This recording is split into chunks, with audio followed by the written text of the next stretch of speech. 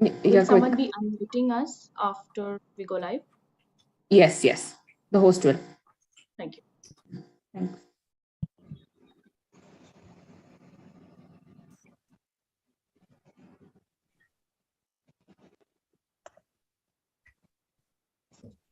Am I visible and audible to all of you?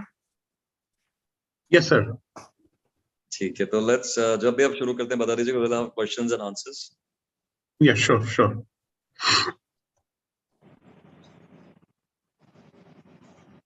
What do you want? Yeah. कैसे पियोगे, हो जाएगा? Sure.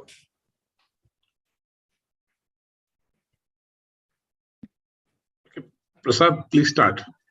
Okay. Hello and good evening to all district dignitaries, fellow Toastmasters, and esteemed guests. I would like to welcome you to day 4 of DTAC 2022. I am Toastmaster Prasad Baltake, your Sergeant at Arms for this beautiful evening. As we know, the theme of DTAC is hope. I would like to share a quote by Helen Keller. Optimism is the faith that leads to achievement. Nothing can be done without hope and confidence. I would like to begin by stating the Toastmasters International's mission. We empower individuals to become more effective communicators and leaders. And also, mission of District 105. We build new clubs and support all clubs in achieving excellence. Now for some rules to be respected during the virtual contest. For members in the Zoom meeting, please turn off your audio and video unless instructed to switch it on. For the members in the Zoom meeting, please make sure all your noise-making devices are switched off or in silent mode. For the members in the Zoom meeting, please do not switch on your audio and video while the speeches are in progress, as they may disturb the contestants. Only the chief judge, contest chair, and the contestants will have their video on at all times. For the audience watching through YouTube channel, please use the chat box to communication as and when instructed. Speakers are requested to refrain from speaking about politics, sex, or religion in their speeches. We all love appreciation and encouragement, don't we? Audience, please remember to use the chat box on the YouTube to appreciate the speakers after the speech. Applaud and cheer the contestants by using the emoticons. Last set of rules to follow if needed. Grab snacks in breaks, have a comfortable seat, buckle up, increase the volume to be able to enjoy the journey of emotional roller coaster, inspirational and motivation. Now we will have the online speech contest statement. By attending this remote district speech contest, you agree to privacy policy of Toastmaster International as well as the unassociated remote hosting service. Some of the personal information such as name, image, and any shared messages may be shared with other meeting participants and will be recorded by Toastmaster International, who may use the recordings in future as it seems fit. Your remote attendance hereby discharges Toastmaster International from all claims, demands, rights, promises, damages, and liabilities arising out of or in connection with the use or distribution of said video recordings, including but not limited to any claims of invasion of privacy, appropriation, or likeliness or defamation. The captain who will be steering today's session is Toastmaster Tulika Pradeep. She has done MBA in marketing and has more than 10 years of experience in the e-commerce industry. Her areas of interest are traveling, meeting new people, and playing badminton. She starts her day with a smile and she loves to make others smile too. On this smiling note, let us invite Master of Ceremony, Toastmaster Tulika. Thank you, Sergeant at Arms Toastmaster Prasad, for an overwhelming, warm, and encouraging introduction.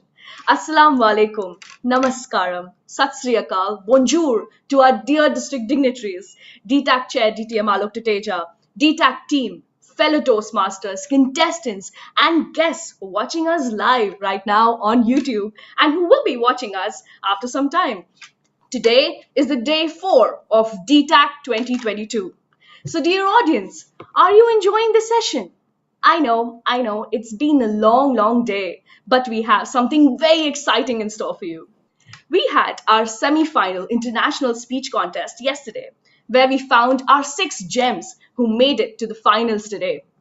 Today, we will find our diamond to go to the regional final round. And as we all await the international speech contest, there's room for something more. A quote by Maya Angelou goes like, when we may encounter many defeats, but we must not be defeated. When we ourselves are ready to give up, it's hope that wants us to persevere. And when that monumental task involves justice, especially the greater good for common people, this is the story of a dauntless super cop and his resilience in pursuit of justice. Ladies and gentlemen, our keynote speaker is a super cop, Mr. Amit Lodha. He is a 1988 batch IPS officer, an officer of Indian Police Service. He has made it to the prestigious cadre of Indian Police Services due to his hard work, dedication, persistence, and consistency.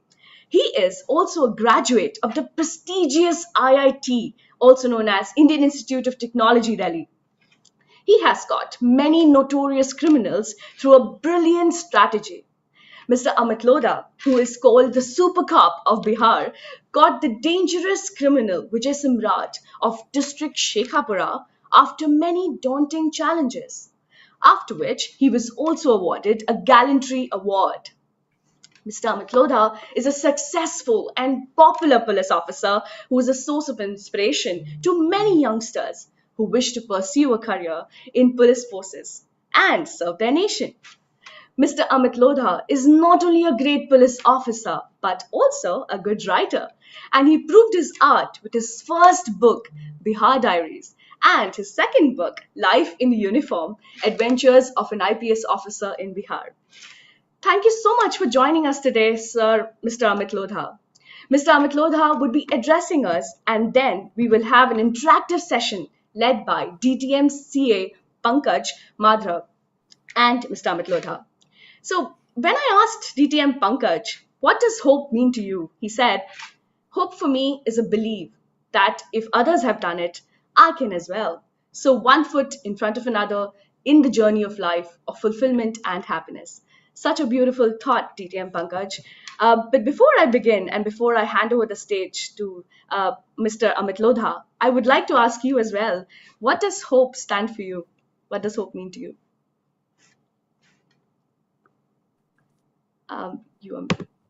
Yeah. Thank you so much, Tulika, for the wonderful introduction. Thanks to all of you listening to this conversation with me. And, hope for me is living a beautiful life every day, in spite of all the challenges and struggles that it presents in different ways, totally unexpected. I read somewhere a long time back that life is what happens while you're busy making other plans. So as I'm talking to you right now, I don't know if I should discuss it, but I'm going through a very personal crisis, the biggest crisis in my life. And that is because of the popularity I have.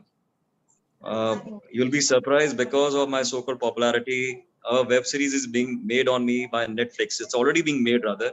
In the next 2 months, you'll be seeing a web series having the character called Amit Lodha. So it's a huge honor for me. But because of this, my popularity, since it soared so much, there have been so many people who have been extremely jealous of me. So they spread so many canards and rumors about me in my parent cadre right now that I cannot tell you. And I'm facing a lot of difficult times.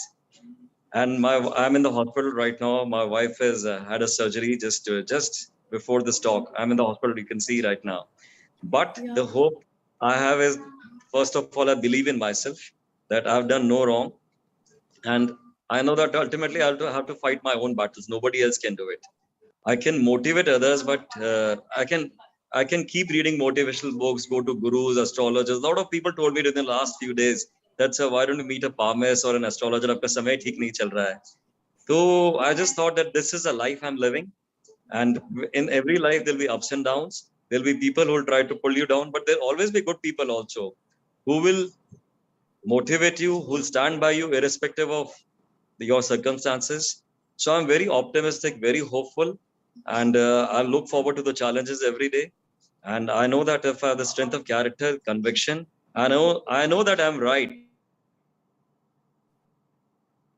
Telling it to you because right now, there are people who have seen millions of my videos. Who have seen my videos millions of times. I'm one of those lucky people whose TEDx talks have been watched by millions. I was invited by your ICFI organization, which is such a prestigious organization, to Abu Dhabi last year. But right now, there are people who are making false videos about me also on YouTube, spreading all kinds of canards. But I have to stand by that. I have to face that also. I called my son a few days back. I told him that, Avi, I can't believe that this is happening with me. He just laughed. He's, just 20 years old. He told me, Papa, did you ever imagine that somebody will make a web series also on you someday? So this is life. It gives you bouquets, it gives you brickbats. You have to fight it out. So that is hope for me. Every day is a challenge, and I think people face bigger challenges than me. But if you believe in yourself, you'll come out of it unscathed. Sometimes it takes some time, but you have to believe in yourself, and you have to stand by your courage of conviction, courage and strength of character. Yes, wonderful. And thank you so much for answering that question to me. I'm really sorry to hear about your wife. We all will pray for her recovery. She was very troubled last night, but luckily the operation went very well. And we just came just before this talk. So I was getting a lot of calls from Alokji, and I knew that he was worried, but we just, somehow managed to be here for this forum. Thank you so much for making it, sir. And it's a great privilege to have you here. Now I'm going to hand over the stage to DTM Pankaj so that he can take the interactive session forward with you of a question and answer session. Thank you so much for being here with us. Over to you, DTM Pankaj. Thank you. Thank you very much, Tulika, for the introduction. And at the outset, thank you very much, Amadji, for taking the time out for us. And let me just inform you that in this Zoom call, we have got around 30 people attending at the moment, and more are joining. And we are also live on YouTube. And on behalf of the entire Toastmaster community, I first of all want to wish Tanuji healthy recovery, fast recovery. And by the grace of God, everything will be okay. Hello, ma'am. How are you? Good to see you. Thank you. Can you see her? Yeah, we can see her. Thank you very much. And we wish her an early recovery. She'll be okay. Nice. Thank you so much. So, Amitji, what I've done after Alok and I spoke about having this interactive session, and obviously I was one of those fortunate guys who had the very best seat available during our ICI annual conference. And I had the privilege and honor of listening to you live at that time. So I know exactly the entire story of your life. So what I have done, I have just picked up a couple of questions that actually will help us showcase your entire career. Is that okay? Yeah, absolutely. You can ask me anything. I'm always open. Absolutely. So Amitji, my first question is, was being an IPS officer always on the cards? Because most of the IITians, especially from Delhi, end up in a cozy job in multinational company in US or elsewhere. I always loved the IPS because, it's one service where you actually serve the people directly and you paid for it. It's, you're doing social service with your single decisions. When you make a mother unite with her kidnapped child, the kind of satisfaction you derive is, it cannot be described in words. And though it's a very challenging job, very tough job, physically, mentally, emotionally. And right now I'm facing the biggest challenges in my life because I've got a whole, lobby against me. I'm talking to you live on YouTube, but because of all these things happening, people loving me, appreciating me, a lot of people don't like it. But then also that is a part of your service. People will get any canard, any rumor spread, anything get published in newspapers. A lot of things are happening right now, which I knew that it would happen someday. Because my friends used to, my close friends used to laugh at me that you have become so popular as an IPS officer. So dekh na abhi kabhi koi wo nahi ho. But otherwise, I'm very, very proud to be an IPS officer. It's a lovely service, beautiful service. People associate a lot of glamour and power and perks with the uniform, but that is just not the truth. It's just, it's just a visual that you're wearing a uniform and you're going in a red beacon car. But actually, I believe that, like in that film Spider-Man, Uncle Ben tells Spider-Man that with great power comes great responsibility. So I think that when I put on the uniform, I have a lot of responsibility, my conduct, my character, my integrity. It shall be reflected in my actions. And then a lot of youth, particularly, they find IPS officers as role models. And I'm very happy, very satisfied every day that I can help people.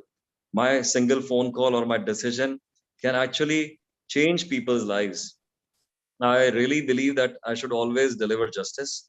That is what I've been doing till now in my career.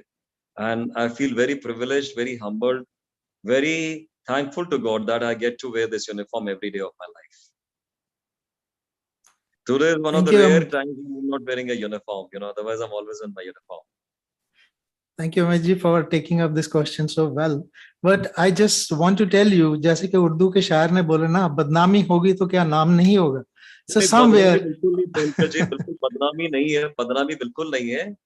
वो जो कुछ detractors हैं जो झूठ झूठ नहीं बोलते हैं, मतलब कुछ भी उनको बोलना होगा तो बोलेंगे तो ठीक है, झेलना है वो मुझे. yeah, true. So let's move on. My second question is, and this is actually for the benefit of the audience, and most of us people who are actually either part of a corporate world. I myself actually have recently retired from active duty of 23 years with Abu Dhabi government in a power sector. And I've always wondered.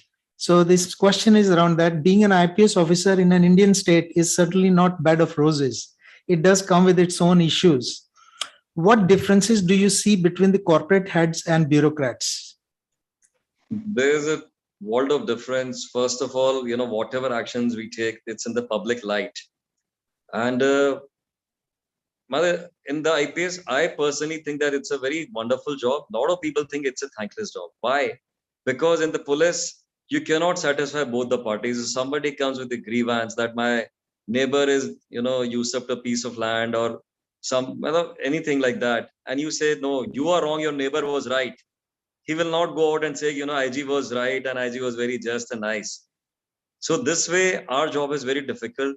Then we are answerable to practically everybody, the media, the politicians, our own seniors, the judiciary, the public, practically everybody.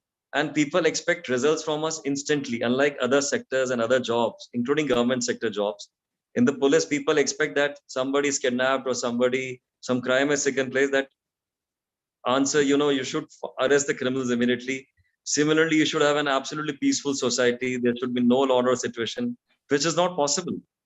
And we have to face a lot of brickbats. A lot of times people do not know what is the truth, but obviously people will spread a lot of rumors. So a lot of things like that. It's a very difficult job. Plus, of course, we have always a sense of physical threat, which no other service has except probably for the army.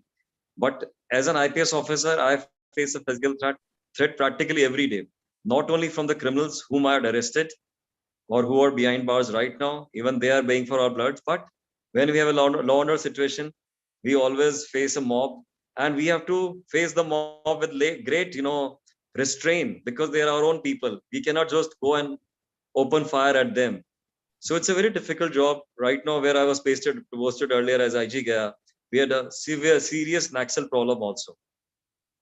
So there was always a chance of Naxalites blowing up your vehicle. And as you all know about the book I've written, in which I mention how I arrested very dangerous criminals of Bihar. So of course there's always a threat to my life from those people. So that way, my life or a policeman's life is very different from those having a corporate life. Absolutely. In the corporate world, somebody's share goes ups and down, he will feel bad. But in my case, you make a wrong decision, it can cost you a few crores, maybe 100 crores, 1,000 crores or whatever. But in my case, one wrong decision or even a right decision can lead to life. It's a question of life and death. Whether I go take that road while I'm going through the Naxal territory, it's all my luck, my assessment during that time, how I lead my force, what is my preparation, am I having sufficient force with me? So all these questions I have to answer truthfully, and then of course I need to have luck. So so it's a question of life and death. Thank you very much, Amitji. Let's move on. They say behind every successful man, there is a strong woman. Is this true for you, Amitji? What role Tanuji play? Absolutely. My wife is the biggest strength in my life. Not because she's sitting right next to me right now, but she has been with me through thick and thin. She has been with me through all the ups and downs of my life. She came and lived with me in a small village in Bihar 22 years back, where there was no electricity for 14 days continuously. She lived in a small one room, where there were rodents, there were cockroaches, there were frogs, lizards, no electricity, no cook, but still she, lived with me. So I'm lucky to have a person like her who always guides me, tells me what is right, what is wrong, what mistakes I've done. Sometimes I don't listen to her, and then I pay a very heavy price for that. She's We all always do been that, right. actually. Yeah. Yeah. The second part of the same question is, I have read in your public profile that you changed from a shy and introvert person to a dynamic and assertive one. When this metamorphosis happened, is there a story behind this transformation? Would you like to share the story with the audience? Yeah, not exactly. In IIT and in my school, I was very shy, very quiet, and had a very meek personality. And I could not speak in front of two people. Public speaking was a very fire cry. I used to get nervous and jittery because I was absolutely not confident about myself. And then I slowly developed my personality, started believing in myself. I started speaking, and then slowly my personality changed. And today I'm very proud, very happy with my personality. And this shows that one can change himself from a shy to a confident person. For example, if I had to speak in front of few people when I was in college or school, I used to totally shy away or not take part in that event. But then when I became an IPS officer where I could not escape speaking in public, I used to practice my speech 5 or 6 times in front of a mirror. Slowly it became a habit. It was very easy. And today, for example, I'm sitting in a hospital. I'd almost forgotten about this talk, but I'm easily communicating, talking to all of you. When I'd come to Abu Dhabi also, I just spoke extempore. So today, I'm confident about myself. I'm don't look for validation from other people. I'm speaking from my heart. And that is it. You believe in yourself and the world believes in you. Very simple answer for that. So, do you still play squash? In Bihar, unfortunately, no. So I do play.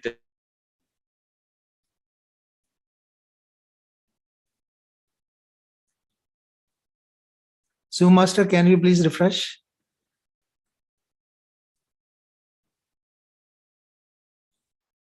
Can you hear me? Yeah, we can. There was a slight, delay. Now you can continue. I don't play squash anymore, and because there are no courts here, but I do play badminton regularly. I'm still very fit. Sometimes I get a chance to play tennis, so I do play tennis. All right. But I'm quite fit for my age, so I play for 2 hours almost every day. You know why I asked this question? Because in that public profile, there was a mention of this squash match, particular squash match. Now, my next question is, yes, sir. Tennis and badminton, as I told you. Okay. Do you watch Bollywood cinema? How far close to the reality? So my question actually is, how far close to the reality is the police drama depicted in the movies? Is the reality of situation that crude as is portrayed on celluloid? Movie is ultimately a reflection of the society, what is happening. Sometimes they exaggerate. They will show dabangs or singhams. And there are very few officers like dabangs or singhams in real life. But it is, not... I won't say there are different kinds of genres. For example, if you see Surya Vansham, that is absolutely a far-fetched version of Indian police. But if you see a film like Ganga Jal, Shul, or the web series which is coming soon, which is based on my life, it is as close to truth as possible. So it is both ways, it is both ways. Sometimes they exaggerate for public consumption. Sometimes they show the truth like an Earth Satya. So it is true. It's true. Okay. So briefly talk about your journey from a technocrat to a super cop. I was never a technocrat, let me be honest. I was very good in physics, maths, and all these subjects. I was a good student, and I did get through IIT in my first attempt. But I never enjoyed being, being a student in IIT because I had no interest in engineering. But I always loved the civil services, particularly the IPS. When I got selected in the IPS at a very young age, I felt wonderful. And I had got great freedom, independence to work as an IPS officer. I really enjoyed it. And my actions, my work could bring about a lot of change in the society where I worked. So I feel very, very proud, very privileged, very humble that I got to wear this uniform. So as I told you earlier also, I feel great wearing the uniform every day. So God has been kind to me till now, though I have my own battles, my own challenges, as I just mentioned you, which have come for the first time, but I'm absolutely confident and optimistic that I will tide it over. Indeed. So my question again is one more. Having looked the life of a cop or IPS officer, would you encourage your child to become an IPS officer? I would love my son to become an IPS officer or an IS officer, but only I would want him to have a life without challenges, because there are many challenges which as an IPS officer has to face. As I told you, it's not only death threats or physical threats, it's a pressure, work pressure, it's a lot of other challenges which you do not expect, do not anticipate. A lot of things, you will have your detractors in every which way, and it's a public service, unlike corporates or a business house where your actions are behind the closed doors of your office campus. In our world, everything is public.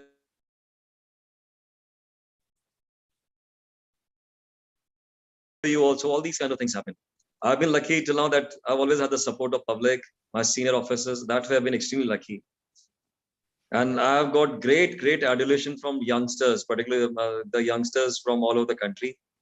So I would love my son to take up this job. Of course, what is any life without a challenge? But IPS in particular has lot many challenges, lot more challenges than any other surface I know of. It has Well, Avijit, practically every challenge sorry. that you can mention. Practically every challenge. Let me just tell you that today you are adding a couple of hundreds more to your fan club through this Thank you so much. webinar. Yeah. Thank you so much. And how do you relate your career to hope and opportunity?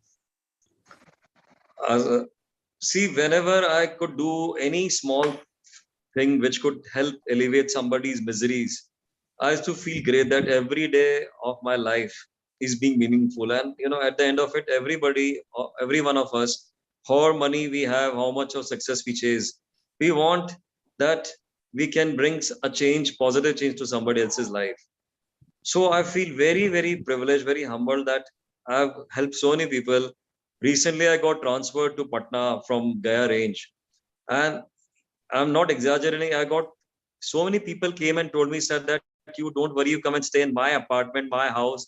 People took me, said that I'm renovating this house for you. So I used to ask them, why are you doing it? Well, I'm thankful to you, but why? And then people told me, sir, you had helped me 15 years back. Somebody told me you helped me 20 years back.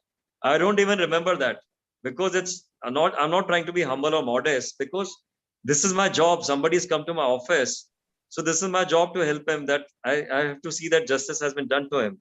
But I feel wonderful. I tell this to my daughter, my child, my son, my wife, that this is what happened. So this is what gives me the zeal, the energy to move forward, face my challenges with great, for example, right now I'm in the hospital, the doctor, the entire staff, they're treating us with great affection and love, not because I'm an IG of police, because of what I've done for the public here. So I feel really, really proud and privileged that, I'm getting so much love and affection, which is a very rare thing to have in today's world. And in your difficult times, how people are in mostly, but in my case, it's the reverse. Everybody's standing up with me. So I feel very, very strong. I'm an outsider in Bihar. There's no support of me, no relatives, no friends when I came here 22 years back with my wife, 24 years back with my wife. But instead, in spite of all that, everybody is, helping me out. So I feel very, very good. And So that during includes our people, not only people, it includes everybody, right? From, in all plethora, everybody, every single, all spectrums of the society, the top echelons, the top hierarchy to the lowest possible denominator. Everybody is helping. So I feel very good. My bodyguards, my staff, driver, everybody's still as loyal to me as they were 2, 3 months back. My, the bosses, everybody. But that's it. So during our talk in Abu Dhabi, I just picked up one question. I didn't have courage to ask you in front of the audience at that time. Today is the time for me to ask you. We have heard great stories of engineering alumni. Do you still go to your alumni meetings and do you meet with your old friends? And if yes, then what happens in those meetings? So again, I would say God has been very kind to me. In IIT, I was a very average student. I have no qualms in admitting that. I had hardly performed well in IIT. And in school, though I was a good student, but I was, among the best students. But I was not a very famous person. I was well known. That was something different. But today, I feel great when, my batchmates, my schoolmates, IT batchmates, they all come with their children and tell them, Amit, we have told our children about your story, that our friend is a, well-known person today and he's done so much in policing. I feel wonderful. And I've been invited to all these, my institutions, IIT, Delhi, all the IITs of India, my schools, so many prestigious institutions like, all the colleges, schools where I've been invited to deliver addresses and motivate the youngsters. So I feel really blessed that people want to hear my story and they want to meet me in real life. So I feel really, really humbled. And that is, I don't know, maybe there's some divine force which is always, being behind my happiness and success.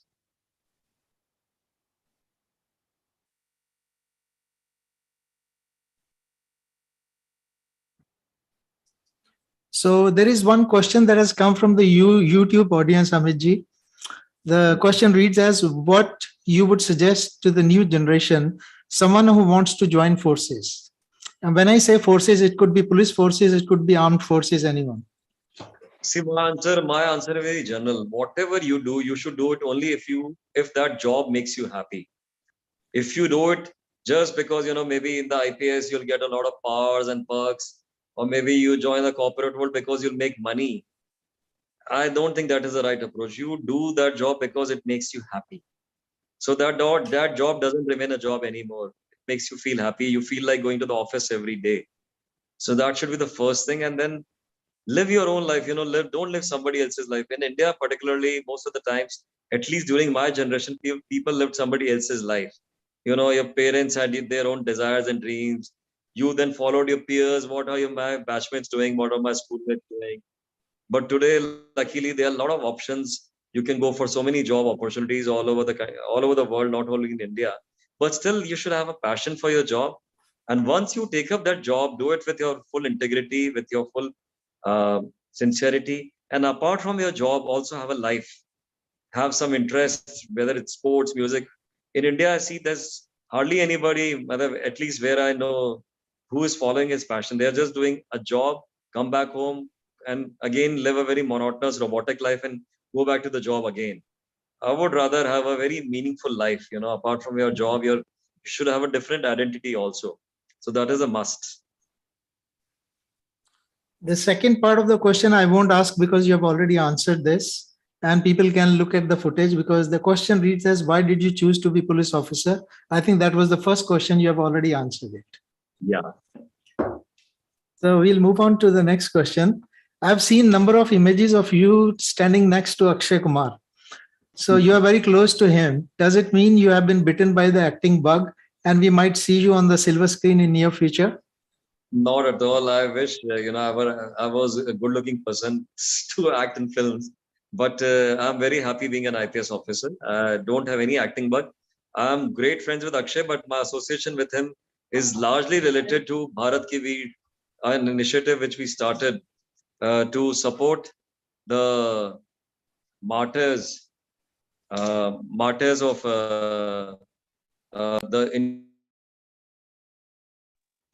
that's a huge thing, huge service which we are doing. It brings me a lot of satisfaction that my efforts, my and Akshay's efforts could help the families of thousands of martyrs. So we feel very privileged that through our efforts, we could raise money for all the families of the martyrs. So that is why Akshay and I are very close friends. Both of us bond over such kind of noble initiatives through which we could help any human being. So that way we are constantly in touch with each other and keep thinking how to help people, whether it's during Corona times or during the Balakot strike. Any times we keep doing our own bit. So that is it. So Amaji, one more. I think it's more of a cry for help from your side. I mean, I, in my individual capacity, have always been, striving hard for getting associated with such initiatives, and I have got huge respect for our Indian soldiers because I also belong from a defense family. My father was a soldier. Actually, he's no more, but he was a soldier. He retired from Indian Air Force, so I've got very close association with Indian forces. So how can we also get associated with the initiative of Bharat Ke Veer? It's a very simple process. If you log into bharatkv.gov.in, you can contribute to the families of the martyrs, and you can make the contribution directly to the account of the martyrs. Account numbers and details are there, and in case you just want to add to the corpus of Bharat Ki Veer, that also you can do. It's your choice, and you'll be very glad to know that last I know, so we had raised around 360 crore rupees for the families of the martyrs. Excellent. So Amiji, I am actually running out of my questions. So this question is ultimate question. What about the YouTube viewers? They don't have any questions. I've not got any additional question yet, but let me just ask you this question. Amiji, after a career success, 2 books, a Netflix series, and a Bollywood movie, what next? I just want to have a content and peaceful life. I'll be honest. I'm not an ambitious person that way. God has been very kind to me that till now I've worked hard in my service and other ventures also. I never knew, though I've written. Now I can say because the books have become bestsellers and being turned into web series. Now I can say that I've written decent books. But when I wrote, I just wrote them with my heart. I didn't know that there'll be such huge successes. And as I told you, I just do everything with passion and sincerity, and just don't bother about failure and success. And till now, I've been very, very lucky. I am hopeful that in future also I'll continue the same way. Though I'll have my own share of ups and downs. Everybody has it, but I'm very, very optimistic, very confident that I just want to live a very happy and content life and have a meaningful life and spread happiness all around me, so that whoever meets me feels happy meeting me. That is a very important thing. So Amiji, this question has come from YouTube viewer. He's asking, did you had a writer in you, or literary interest came quite late in your life? No, I'm lucky that I always wrote very well in my school also and college also. I was editor of the school magazines and the college magazines. My mother had a very good flair for writing, so always had a good flair for writing and speaking or whatever. It's that I was too lazy to write a book, and when I got this opportunity, so I was lucky that my books were immediately published by Penguin. It's not that I had to go with my manuscript to a lot of publishing houses. They loved it. And you'll be happy to know that my third book, it is also getting published very soon. And more than that, before the book has come out, a major production house has already taken the rights for the book to make it in another film.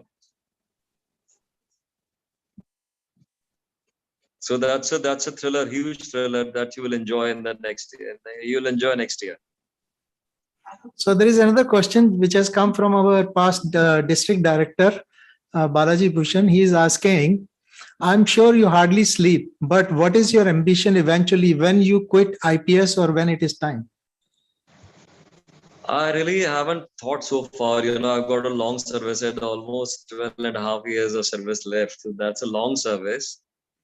And I think I'm too young to think about what will I do after I quit. But I have imagined having a blissful life, as I told you earlier, with my wife, my children, and following my passions, whatever interests I have, maybe sports, music, whatever, reading, and making good friends. I love meeting good people, and definitely bringing a positive and meaningful change to other people's life. Whatever I could do, maybe any cause. When I was SP another 22 years back, I started an initiative called Sambhav, through which we used to help the juvenile delinquents. We transformed the policing system also in Nalanda. We had a community policing initiative wherein we involved the youngsters to help the police with law and order duties, with traffic duties, a lot of other things. So maybe after my retirement, I will take up any cause which is dear to my heart. And still I keep doing a lot of things. The best, I think, at the sound of at the cost of sounding immodest, the best thing I do even today is that whenever somebody comes to me, even when I am low or down, I will do my best to help him. I'll do, and invariably my phone call actually makes a difference to that person's life. So I'll give you a very small example. I'd gone to Patna. I was staying in a mess, one room mess right now. So a constable came to me and he told me, sir, my wife is really serious and I'm not getting leave. So I can't do anything about it because I'm not your boss. Your boss is somebody else. So he said, at least you can make a phone call. मैंने कहा तुम खुद बात कर लो अपने commandant साहब से. बोला सर मुझे डर लगता है. So I made a phone call to that gentleman and he immediately said, sir, abhi main छुट्टी दे देता हूँ उसके लिए. So next day when I woke up for breakfast, I saw there were, papayas and watermelons. मैंने कहा ये सब कहाँ से आ गए? बोला सर वो सिपाही आया हुआ है बाहर और आपके लिए सब लेकर आया है. So I felt so happy. I can't tell you, small things which make you happy, which bring a meaning to your life. So that way, as I told you, I'm very, very humbled, very privileged. And I thank God that I get opportunities to help people every day. Irrespective of having crisis in my own life, that doesn't make any difference because there's always a phone in my hand where I can make a phone call to people. I get messages through Instagram also, through Twitter also. People who I don't know, they will send me messages that, sir, we have some hope from you. Aap kuch kariye. So I do my level best that I'll do something for you. It can be a small thing, it can be a big thing. I'll try. Kabhi cheezein nahi hoti, but at least I try every time. That let me try. Thank you. Wonderful response. And there is another question from our meeting, attendee. What does you think about corrupt society in India and what we can do about it? It's a very unfortunate reality of the system, and it happens sometimes. Honest people pay a price for the wrong deeds of other people. This has happened with me also. This is happening with me right now. Let me be very honest. Kabhi aur aapse baat karenge. Because when you take a stand, when you do the right thing, sometimes you have to pay a price for that. But I still think that one has to live with his strength of conviction and strength of character. And if you're right, ultimately people support you. It always happens. मेरे साथ तो हमेशा हुआ है. So, and मुझे लगता है corruption is a disease. It's nobody requires corruption. Let me be very honest with you. In my service, in any of the service, you get sufficient money. जैसे मैंने जब IPS join किया, मुझे पता था कि मेरे को कितनी salary मिलेगी. And जो अगर मैं IIT के through जाता corporate world में, तो उसका 10 times होता. But then I was very clear about what I wanted. No, I have no excuse to do anything wrong. And I'm already very happy with whatever I'm getting. मेरे जो भी salary है, I'm very happy with that. I'm very happy with that. So why should it's it's a disease. There's no end. आप देखिए, I've seen cricketers who get paid in millions. Yet those people get involved in match fixing and all kind of things. So as Gandhi used to rightly say, there's enough for everybody's need, not enough for anybody's greed. So कभी-कभी मुझे बड़ी हंसी आती है जब अखबारों में पढ़ता हूँ किसी घर में इतने पैसे मिले, किसी के बॉक्स से मिले. So this is really silly, people have a disease. But at the same time, ये भी होता है कई बार that honest people also pay a price. ये भी होता है. But then this is life. जो आप कह रहे थे फिल्मों में क्या होता है, कैसे होता है, तो होता है कभी-कभी जो फिल्मों में दिखाते हैं वो रियलिटी में होता ही है. But if you're right, ये भी मेरा मानना ultimately get out of it. I can very clearly say that, Amitji, after listening to you, that you have found your true calling in life. So my question is that, and during your address to ICI, one of the incidents when you arrested Vijay Samrat was that you asked your fellow police officers to keep the news under wraps and you wanted to do a press conference, and then you realized that it was already leaked to the all the media and everything. How do you cope with such situations in life when the due credit is taken by your superiors or seniors, somebody else? Because this is such a common thing in our society. Somebody else, and in my own life, I have seen in the corporate world, all my work, my credit was taken by my boss simply because he was there. So how do you cope with this kind of a situation? Pankaj ji, इसका उल्टा भी होता है. मैं आपको बता रहा हूँ, आपको लग रहा होगा कि अमित जी बार-बार ये क्यों चीजें बोल रहे हैं कि I am going through crisis. उल्टा भी होता है कि क्रेडिट तो डिस्क्रेडिट भी लोग करते हैं, ये भी होता है. when you are doing the right thing, या आप बिल्कुल सही होते हैं तो किसी को नहीं जमती है बात, so a lot of people discredit you also. That is even worse than taking credit away from you. So both the times, you have to face the situation with equanimity, and ultimately people know the truth. ये तो मैंने देखा है. Ultimately people know the truth कि आप सही हैं, तो आपका जो क्रेडिट भी है, अगर आपके बॉस ने ले भी लिया तो आपको तो पता ही है. I know it will sound very philosophical, but public को भी पता चल जाता है. उसी प्रकार अगर आपको कोई डिस्क्रेडिट करेगा, आपके खिलाफ पूरा कैंपेन चलेगा, स्लैंडर करेगा, तो वो भी कितने दिन कर पाएगा. Ultimately the truth comes out. तो ये दोनों चीजें होती हैं लाइफ में. So another question has come from YouTube, that you are gifted with one thing that can change. What is that and why? I'm gifted with one thing that can change, and what is it and why? Gifted with one thing that I can change. I would love to have positivity all around, because when people become negative, not only they bring negativity in their own lives, they bring negativity all around themselves also. जैसा अभी मैं repeat कर रहा हूँ कि अभी ये हो रहा है कि if I did not have negative people around me, I would have not gone through this crisis. So if you're positive, you always spread happiness, you are happy with yourself, you'll always speak positive about other people also. कि पंकज जी अच्छे हैं, आलोक जी बढ़िया है, life में सब बढ़िया है, let's do it, and you will be happy with somebody else's success and progress or his ethics or right decisions. But if you're a negative person, you will definitely be jealous of somebody else's success, his rise. Then you'll come out with a lot of मतलब बहुत सी चीजें होती हैं. So I would love that जितना दुनिया में positivity हो, why only in my life. आप खुद सोचिए ना, Ukraine and Russia war. What is it? It's ultimately negativity. You feel pained. I'm sure आप भी एक बार पढ़ते हैं, आपको सबको बुरा लगता होगा कि innocent people are getting killed, beautiful cities are being razed down. So I don't know why there's so much negativity in the world, and we are all responsible for this negative approach. I don't know why. If the human mind is content, happy, and not jealous of other people's success or happiness, there's so much of, it's a beautiful world, it's a beautiful planet. We can all live very happily, but I've seen the best of people who are in the most powerful positions, who are rich also, still they're unhappy with somebody else's success, or they're unhappy. Ultimately, basically, they're unhappy with themselves. It's a very simple thing. If you're unhappy with yourself, you'll always be unhappy with everything all around you. So I would want people to be positive. That is at least what I think. That is one thing. I don't know if I had a magic wand, I would expect it सभी लोग बिल्कुल positive in दुनिया में, negative ना रहे. So with that, thank you very much, Amitji. This was a wonderful session. And from my side, I tried to cover the entire spectrum of your career and your thought process. And I'm really delighted to hear you personally here. And I'm really thankful to the DTAC committee and all my Toastmaster friends for giving us this opportunity to bring this aspect of your life. And we feel so proud of you being there. In fact, I'm a fan for you for life, actually. And thank you very much again. Your words make a huge difference, and it's people like you, आप जैसे लोगों के जो wishes हैं, उसी की strength पे मैं आगे बढ़ता जा रहा हूँ. And thank you so much. तो बस God has been very kind to me till now. When I had come to Abu Dhabi also, मुझे याद है तब बहुत बढ़िया compliment दिया. He said, Amit, I have seen people who are very rich in money, but I have seen that you're rich in people. So that is a huge compliment I would take.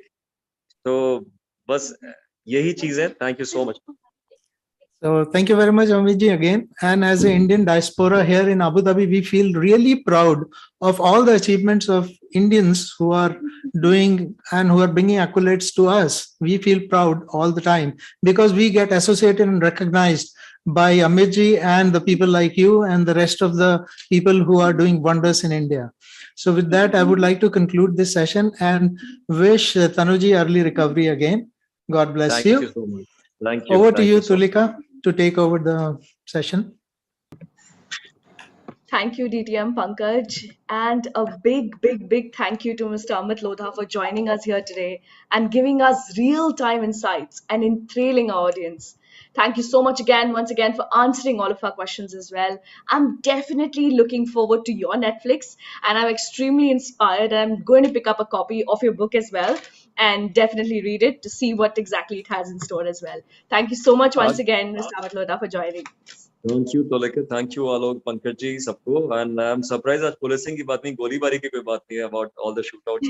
कभी और अगली बार कोई बात करेंगे with all the encounters with criminals and terrorists next time. We like to stay positive, Amitji, all the time. Yeah. That mess is for you to sort it out. Yeah, you're right. You're right. Thank you so much. Thank you so much. Take care. Thank you. Thank you for joining us All the once best again. to you. All the best to you. Thank you. Thank you. Thank you. Great. Dear audience, this is like deja vu. I was the master of ceremony of DTAC International Contest 2021. And this year as well, I'm the master of ceremony of the International Speech Contest 2022. This role of master of ceremony is very close to my heart as I hope to become an RJ one day, radio jockey one day. Everything takes its own sweet time. As it goes, hope is a good thing, maybe the best of things, and no good thing ever dies. So, what does this hope want us to do? Till the moment of achievement arrives, till our goals are realized, and all that hard work and sleepless nights come to fruition? Well, I think we should be sincere to our goals, which means no getting dejected, keep working hard, and believe in the power of universe. Let me share three notable examples that subscribe to my theory. Sachin Tendulkar worked very hard and never gave up any opportunity to win the World Cup. He finally won his first World Cup in after 22 years of hard work. Let's talk about Leonardo DiCaprio, one of the finest actors in Hollywood. He has done multiple films and has worked relentlessly, but he didn't win an Oscar up until 22 years. In September 2013, Nokia announced that it was acquired by Microsoft in a deal valued at $7.17 billion. At that time, Nokia CEO Stephen Loeb ended his speech with the following words: "We didn't do anything wrong, but somehow we lost." Such an ending is a devastation, considering Nokia used to own a large smartphone portion of the market before iPhone came out in 2007. Fast forward, Nokia released Nokia 6 in 2017, which sold over 1.5 million handsets in just 50 seconds in China. So, my audience, what is the moral of the story here? Are you getting the crux of it? Well, never ever lose hope. Never give up and work hard to achieve your goals. Well, I'm not giving up on my dream to become a radio jockey, and I hope all of you will remain true to your dreams as well. Now is the time which we all have been waiting for. I know it's been a long day, and let's begin with a very interesting segment. It's time to celebrate the efforts and dreams and hopes of our international speech contestants. Let me introduce the contest chair for today's session. The contest chair for today's session is none other than Toastmaster Soumya Shetty. She's a simple, fun-loving, friendly, adventurous, lively, and a helpful person. She's been a Toastmaster since 2020. She's been pursuing her leadership role as Vice Principal Membership, TGIS. She's the trendsetter of the club and has done variety of roles. She says nothing surprises her as she works in HR. She's been an HR professional for the last 14 years. She's a mother of two beautiful young daughters. She's also an enthusiastic hiker, Kathak dancer, and tennis player. When I asked Toastmaster Soumya, what does the word hope mean to her? She said, Hope is that fuel which helps us stay positive in every step of our journey. Over to you, contest chair, Toastmaster Soumya Shetty. Thank you, Master of Ceremonies, Toastmaster Tulika, for that wonderful introduction. District Director DTM Gurbinder Singh Pun, District Program Quality Director DTM Rania Abul Rub, DTAC Chair DTM Alok Tuteja, District Dignitaries, Division Directors, Area Directors, EXCOM members of the clubs, fellow Toastmasters, and guests. Good evening to all of you. It is my privilege to be your contest chair for the District 105 International Speech Contest Finals. We can lose many things in life. We may find we have had our share of strife. But the one thing you never want to lose is your hope you get to choose. You can stay focused on the negative today.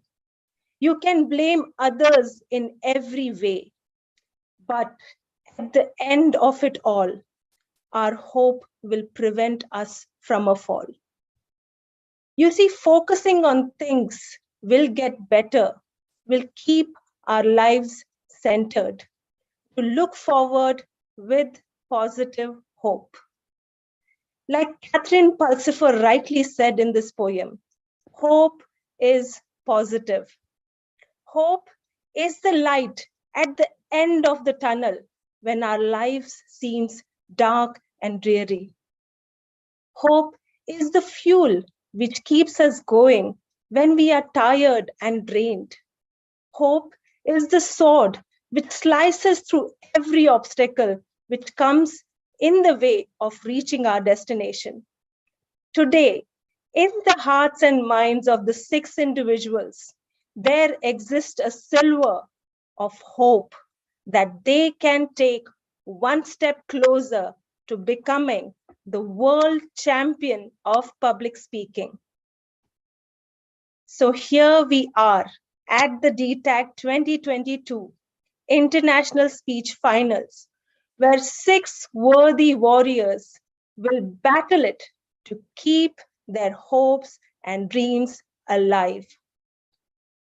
Ladies and gentlemen, time now for the contest to begin. The purpose of today's contest is to provide an opportunity for speakers to improve their speaking abilities and to recognize the best as an encouragement to all.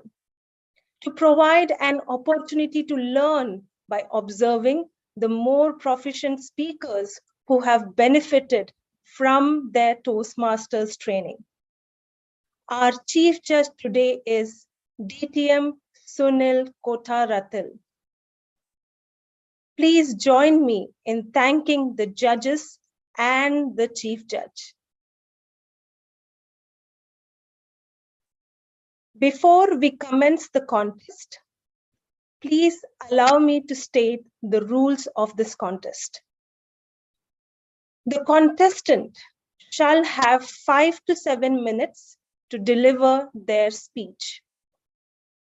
A contestant will be disqualified if the speech is less than 4 minutes 30 seconds or more than 7 minutes 30 seconds. The contestant have been informed of the timing signals.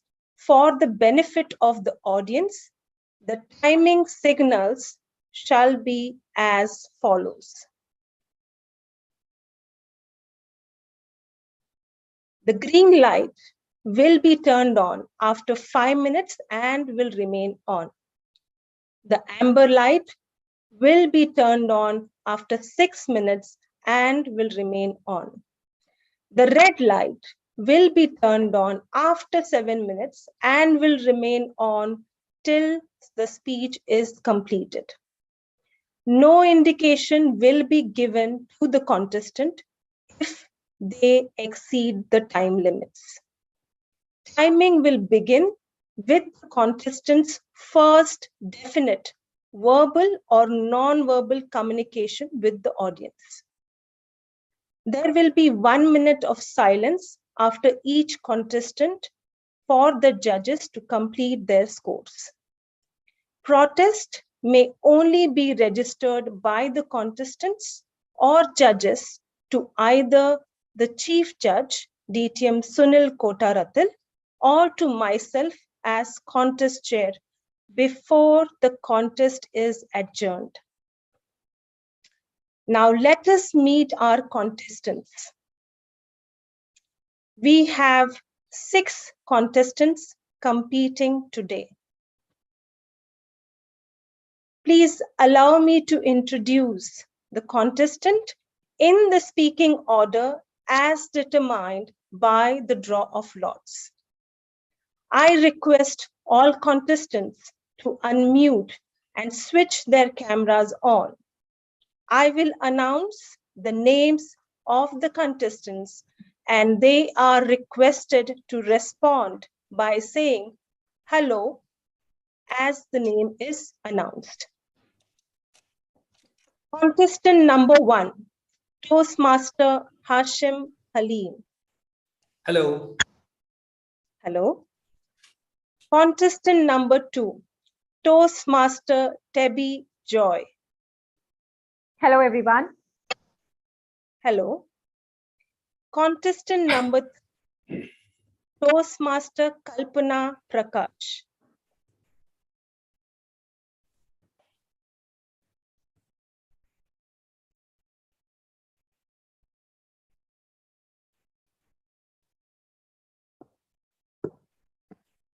Hello, good evening.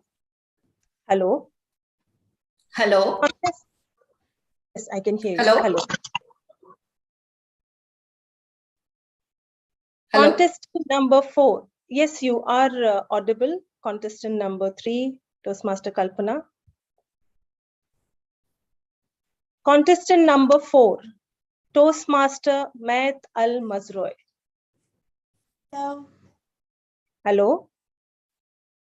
Contestant number 5, Toastmaster Ramesh Gopalan. Hello. Hello. Contestant number 6, Toastmaster Brunel Moraes. Hello. Hello. To be eligible as a contestant, must be a Toastmaster in good standing and in a club in good standing. Should not be a current district or international officer, nor have declared the intent to run for district or international office.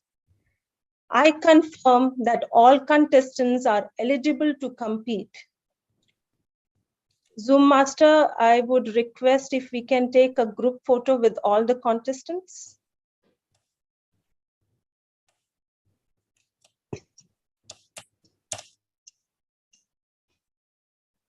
Thank you. I also want to announce that 3 contestants will qualify in today's finals and proceed to regional quarterfinals.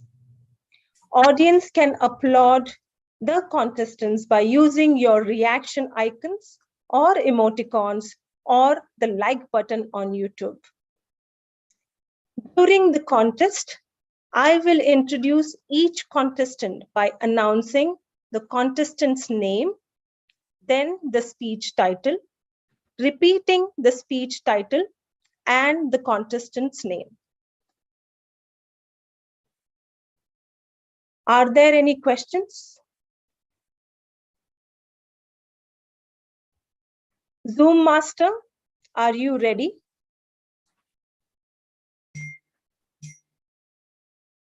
Timers or role players, are you ready? A thumbs up with 2. Contestants, are you ready? Audience, I am sure are ready. Chief Judge DTM Sunil, sir, may I seek your permission to begin the contest? Yeah, we are ready. However, just a final confirmation. Can I request all the judges to show a thumbs up just to confirm that you are ready? Wonderful.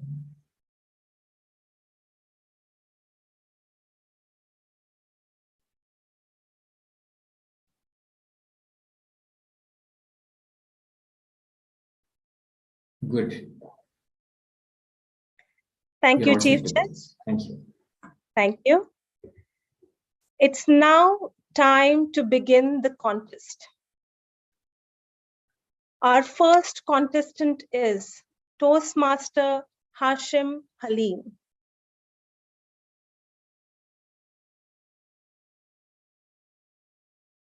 Hello. Hello.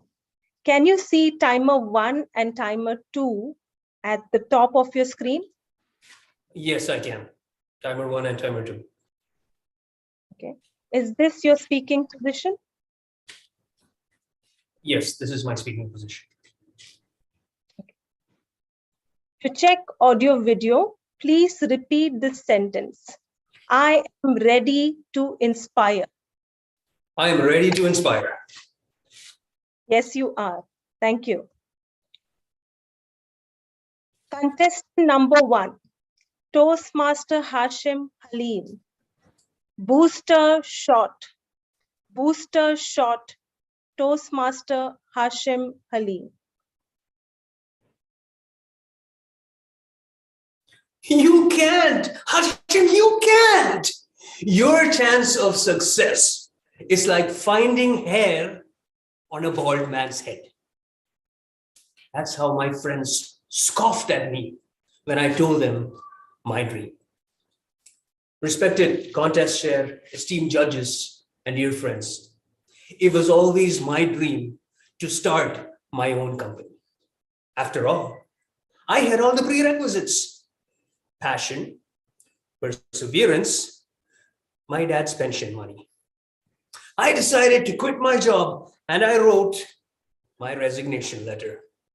And when I told everybody about it, the barrage began. You don't have it in you. You don't know anything about business. And the worst of all, you don't look like a businessman. Rudeness, ridicule, rejection, jabbing away at my dream. Hearing what they had to say, I began to lose hope. And I asked myself a life-changing question. Are you crazy to quit your well-paying job to pursue a dream? Are you out of your mind? That resignation letter went back into my desk. Have you ever let go of a dream because of what others had to say? Little did I know that the answer to my life-changing question was just around the corner. At that place where all great answers are found, Toastmasters. At a club meeting, one of the members came up to me with her little daughter, Pratiksha, a smart 12-year-old girl with a speech impediment. Oh, her eyes sparkled like little diamonds when she came up to me and said, "Sir, I want to participate in the Cool Pete contest." She? School speech contest? She could hardly speak. I thought the idea was preposterous. I was afraid she'd be the laughing stock of the school. Why, Pratiksha? Why? She said nothing, but her silence spoke volumes. Her friends, her classmates, everyone told her she couldn't do it. She should give up. Rudeness, rejection, ridicule, jabbing away at her dream. Oh, but she wasn't named Pratiksha for nothing. Pratiksha stands for hope. And this little girl was not about to give up hope. I will prove them wrong, she balled up her fist and said. And she fought like a warrior. For the next 2 months, she worked her heart out as I was mentoring her for her speech. Come contest day, under the glazing lights of the auditorium, little Pratiksha gave her speech, and everyone was left speechless. Out of 17 contestants in her category, Pratiksha finished third. And as she ran into her parents' arms, smiling, holding aloft her trophy, my heart swelled with pride for that little beacon of hope. She had the odds stacked against her. She could have given up, but she didn't let the jabs and the jeers of her naysayers pull her down. Instead, she used them as a booster shot to push her up. That day, when I left, something stayed with me. I too had seen rudeness, ridicule, and rejection in my life and succumbed to it. But it took little Pratiksha to teach me that if you don't allow them, then no one can take away your dream. After that day, when they said, "You don't have it in you," I heard, "You'll get better. Keep going." When they said, "You don't know anything," I heard, "You will learn. Keep going." When they said, "You don't have the look," I heard, "Use Fair and Lovely fairness cream and keep going." Friends, it doesn't matter what they say. It only matters what you hear. September of 2018, I resigned from my job and I've started my IT company. It's been almost 4 years now and my business is doing well. I'm no Bill Gates, but many gates of opportunity have opened for me, and they will open for you. Friends, there will always be those who frustrate us, humiliate us, intimidate us. But as little Pratiksha proved, if you don't allow them, then no one, and I mean no one, can take away your dream. So when rudeness, ridicule, and rejection are hurled towards you, don't let the jabs of those naysayers pull you down. Instead, use them as a booster shot to push you up. Dreams won't crumble at the taunts of man.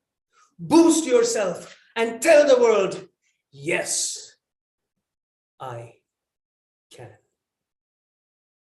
Contest master.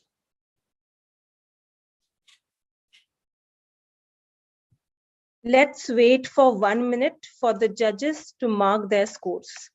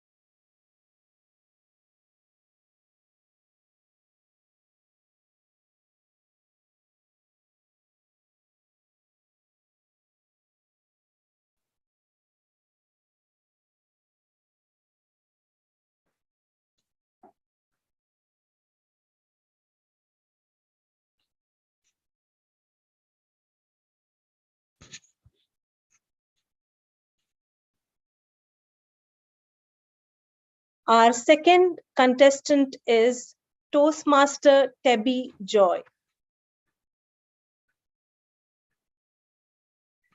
Can you see timer 1 and timer 2 at the top of your screen?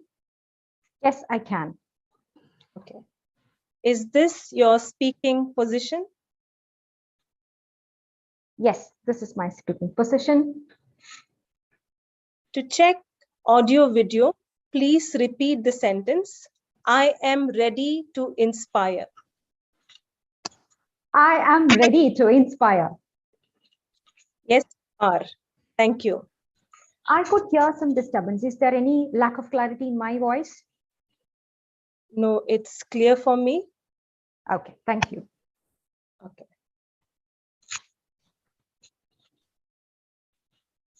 Contestant number 2, Toastmaster Tebby Joy. Pause. Pause. Toastmaster Tebby Joy.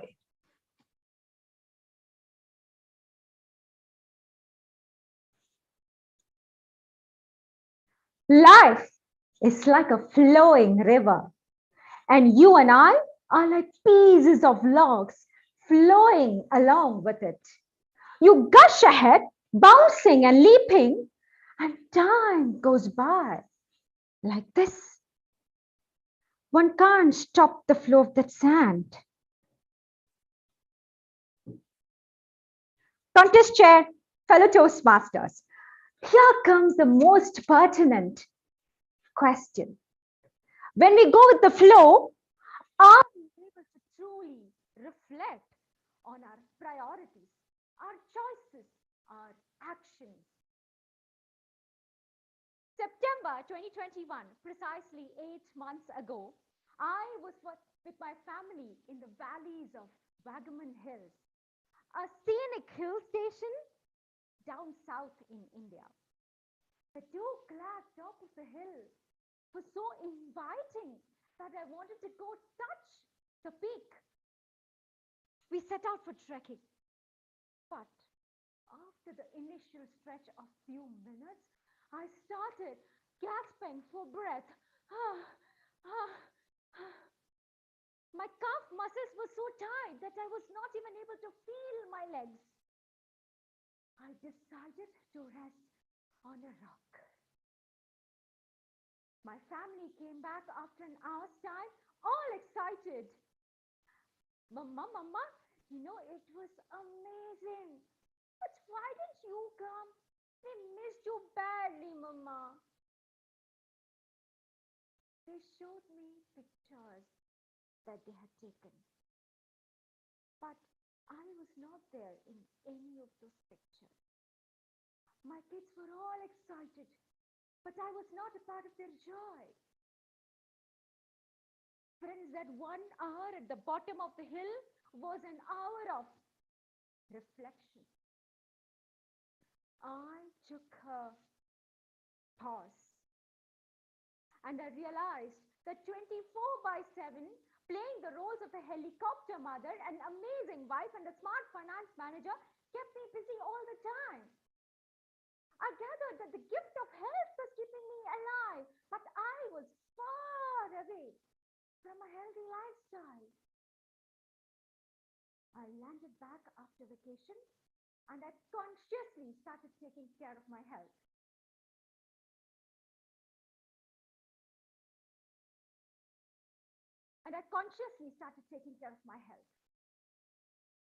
Workouts, healthy food. I did everything what it takes. And slowly but surely, I transformed from restrictions to that of explorations. It filled life into my life. Pause, reflect, and reset the flow.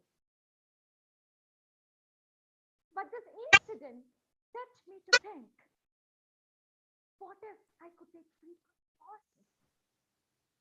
Maybe I would do things differently. Yes? The volume is not clear. I think you have moved your mic. Can you stop here and restart the speech? Can you hear me now? Is it better? No, it's not better. Let's take a minute to allow the contestant to adjust the audio. Contest chair, please recheck again once she is ready. Yeah, I think when you're moving, the sound is, it's going up and down because you're Can you using an recheck? external device. Let's do a test now. Okay. No. Can you hear me now? No. Okay. Let me remove my mic. I will.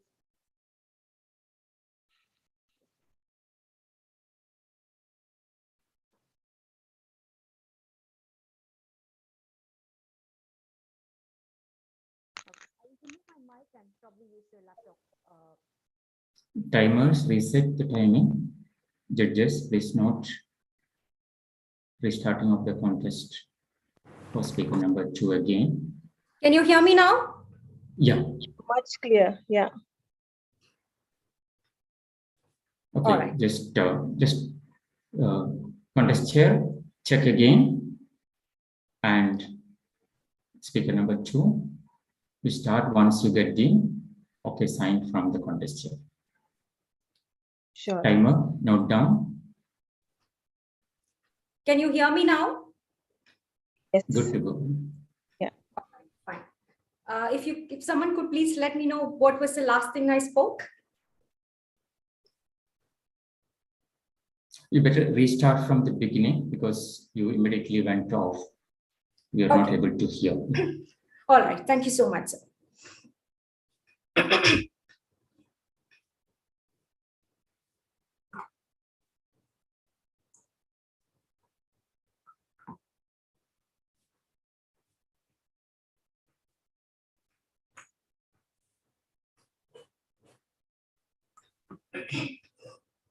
Timers, judges, Yeah. please restart. Yeah. Toastmaster Tebby, you're okay? You're settled? Just a second. Am I audible? Okay, good to You go. are. Yeah. Just a second. Am I audible from here? Yes. All right, fine. Yeah, because I wanted to check if I can move back. Right. Thank you so much. I'm ready. Okay. You can see both the timers, timer 1 and timer 2 on the top, right? Okay. I can. Let's repeat the test phrase again. I am ready to inspire. I am ready to inspire. Contestant number 2, Toastmaster Tebby Joy. Pause. Pause. Toastmaster Tebby Joy.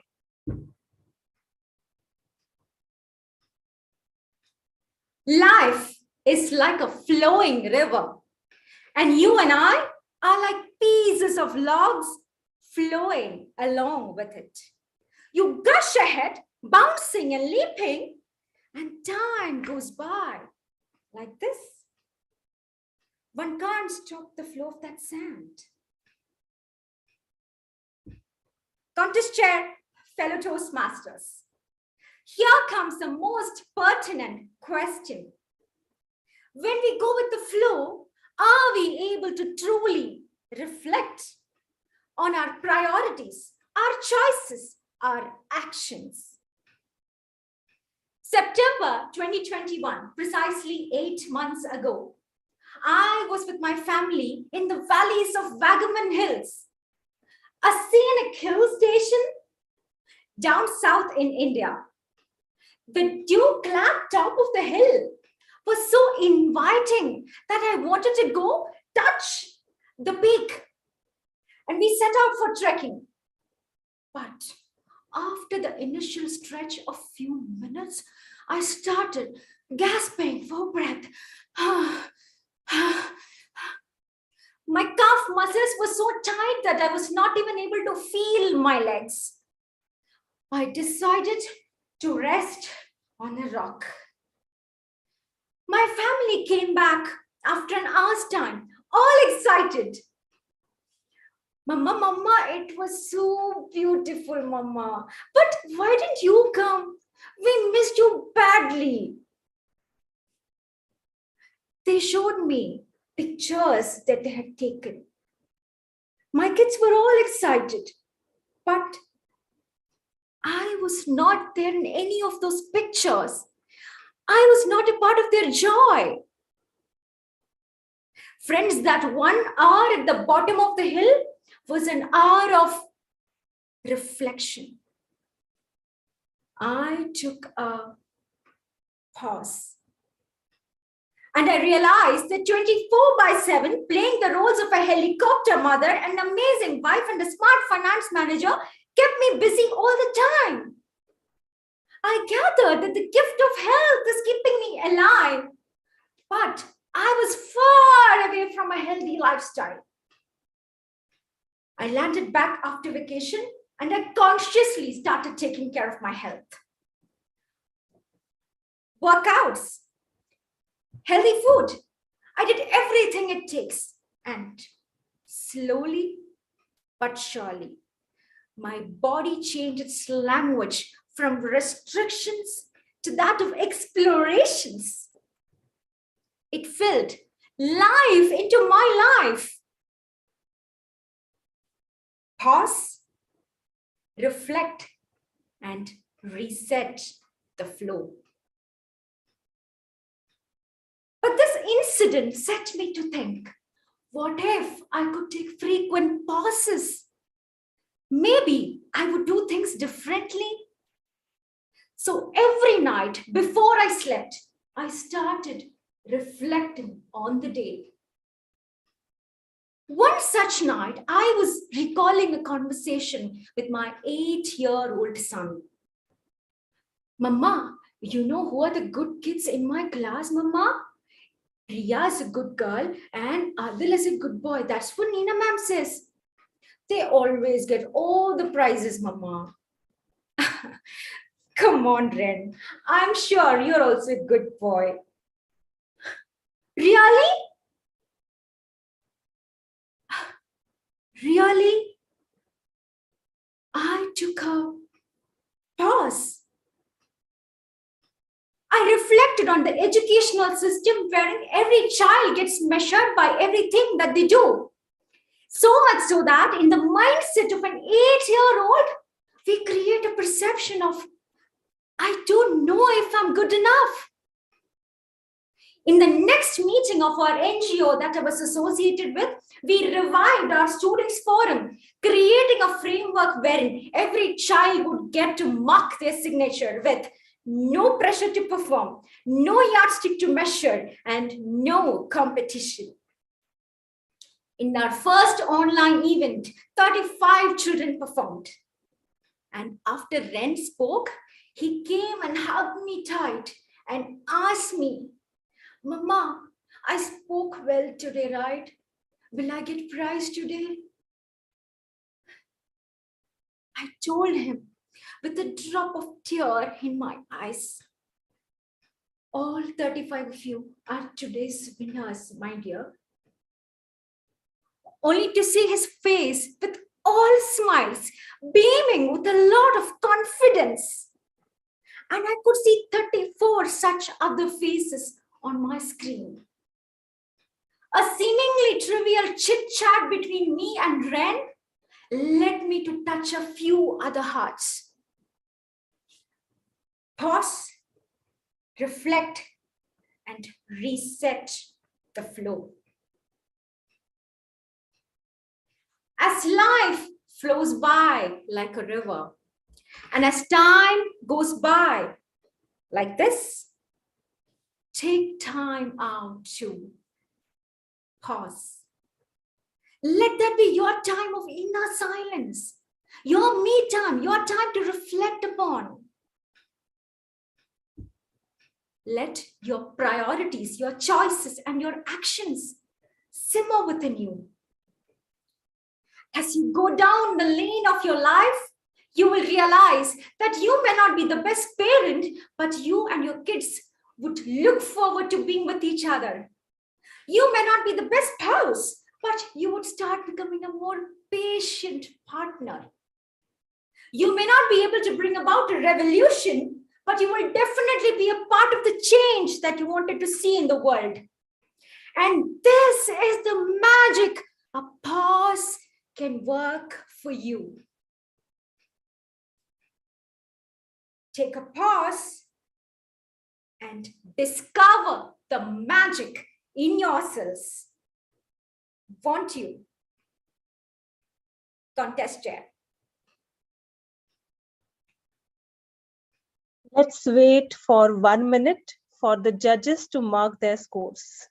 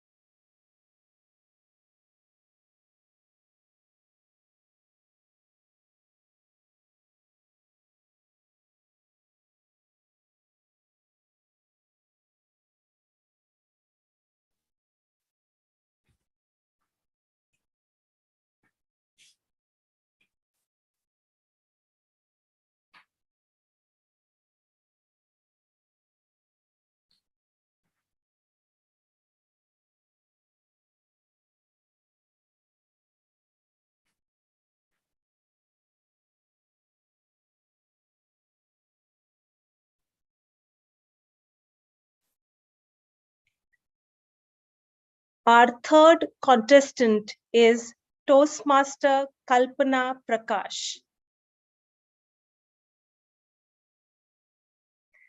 Can you see the timer 1 and timer 2 at the top of your screen? Yes, ma'am, I can see. Is this your speaking position? Yes, this is my speaking position. To check audio video, please repeat the sentence. I am ready to inspire. I am ready to inspire. Yes, you are. Thank you. Contestant number 3, Toastmaster Kalpana Prakash. Unmask. Unmask Toastmaster Kalpana Prakash. Sweetie, hurry up, come on. The show is going to begin soon.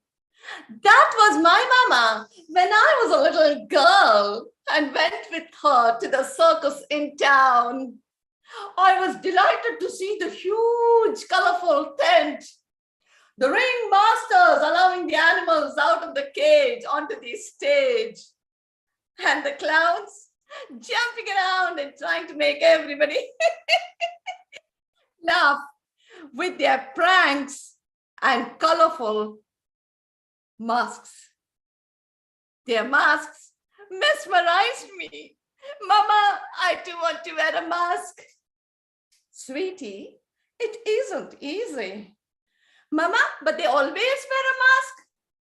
No, sweetie, they have a real face too. Contest chair, esteemed judges, and my dear friends. Marty Rubin once said, behind every mask, there is a face. And behind every face, there are stories. My mama too had volumes of stories. Stories of dreams, but that were unfulfilled. She belonged to an era where girls hardly went to high school. So her dreams of becoming a doctor remained a dream, leaving her disappointed. Stories of sacrifice, early marriage, mundane tasks, and looking after the sick, naughty children that we were. Not easy. And stories of challenges in managing the house finance, as dad was the only breadwinner and had a large family to feed. But with all this, my mama appeared very jovial, bubbly, keeping us happy with her pranks and with her year-to-year smile. It was only during the growing years of my life I realized my mama too had owned a mask. And it was during the closing years of her life the mask fell off as she battled with cancer, revealing her pain, disappointments, and dejections, which were all cleverly concealed behind the false happy mask she wore just for the love for us. As I bid my final bye-bye to my mama, thoughts were marching in my mind. How I wish my mama had shared her stories with us and reached out for help. How I wish we could have recognized the mask, help her to unmask and live a pain-free and a true happy life. Decades passed and I became the mother of 2 lovely children. And I realized my kids too wore masks. No, not the birthday or the Halloween ones, but something unique. My younger one, Pranay, would often come and tell me, Mama, you're my magical mama, my go-to person, mama. But whenever he has a complex problem, which requires a bit of intelligence to solve, he would silently run away to his dad. Wasn't that a mask of cunningness? Now let me tell you about my older one, Sunny. Sunny was bold and confident, a superhero to his younger brother, always motivating and inspiring him to go to school along with him. But one day, Sunny surprised us. He came home crying with tears all around his face. Mama, I don't want to go to school, Mama. The boys are bullying me. Sunny, I thought you were a bold boy.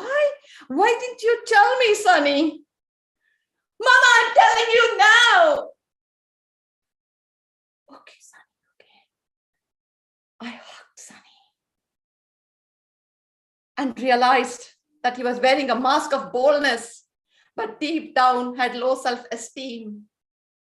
But I was glad that he shared his story with us and reached out for help.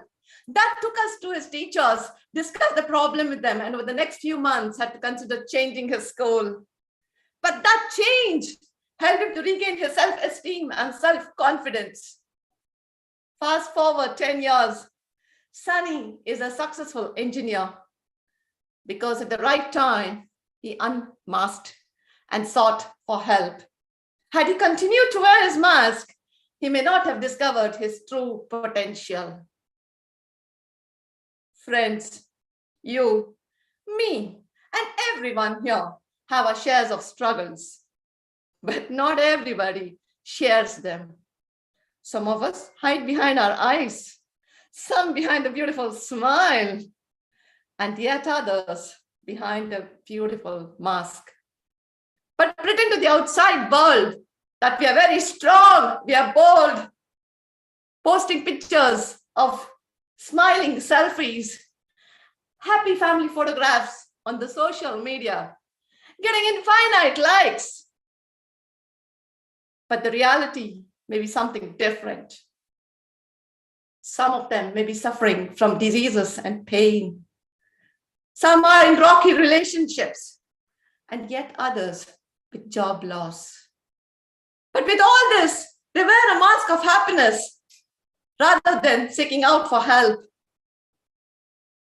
Share your true stories and sufferings with your loved ones who care for you so that they may be able to help you at the right time. Be the ringmaster of your own life. Let all the negative emotions which are buried deep down out of the cages of misconception and face the real world. If you have created a false mask to hide behind, it's time that you unmask. Will you? Contest check.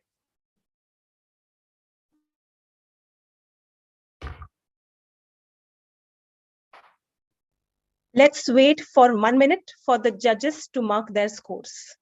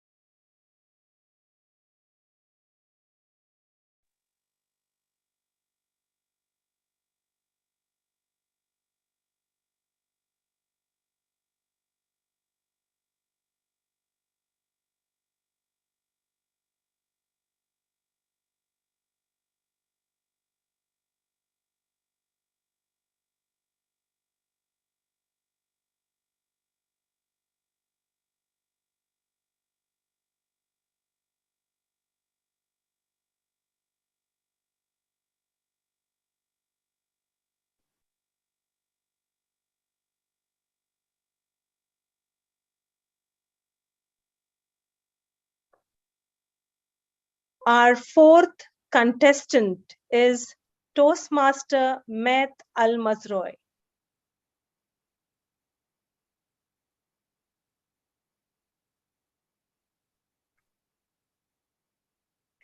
Can you see timer 1 and timer 2 at the top of your screen? Yes, I can. Is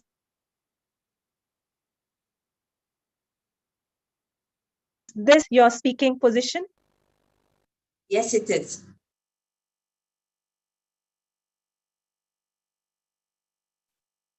To check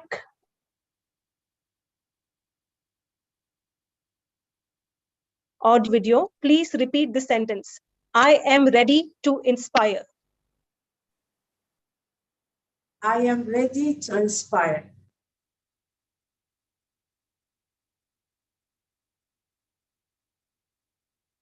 Yes, you are. Thank you. Contestant number 4, Toastmaster Met Al-Mazroy. Inhale, exhale. Inhale,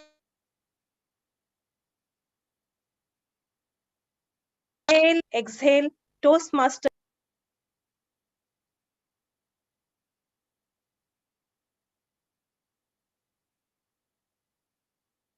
Do you feel that your life is dark and mysterious?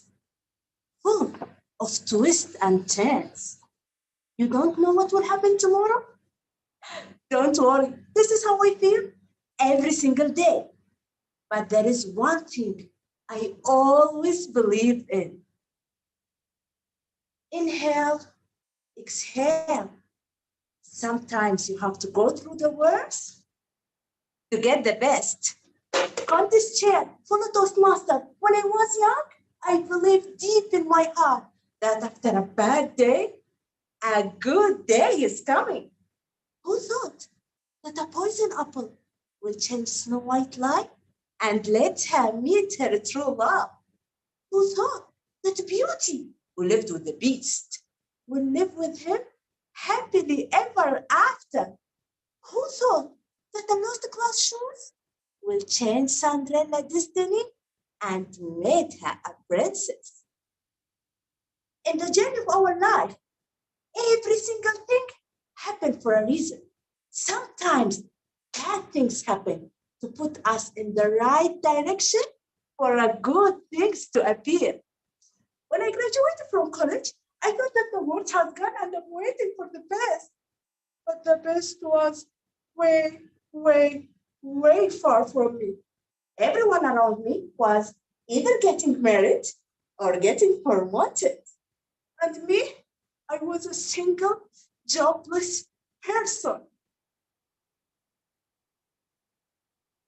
Until one day, I get my first interview call for an entry data. Yes, the best is coming. At least, this is what I thought. Due to Abu Dhabi traffic, my transportation was delayed. When I reached there, the receptionist looked at me with her grumpy face and said, "Sorry, you are late. All the candidates are already inside." I felt so sad. And to make things worse, I failed my parking exam in the same day. While I'm receiving my next exam schedule, I hear, "Did took my mobile phone, an email.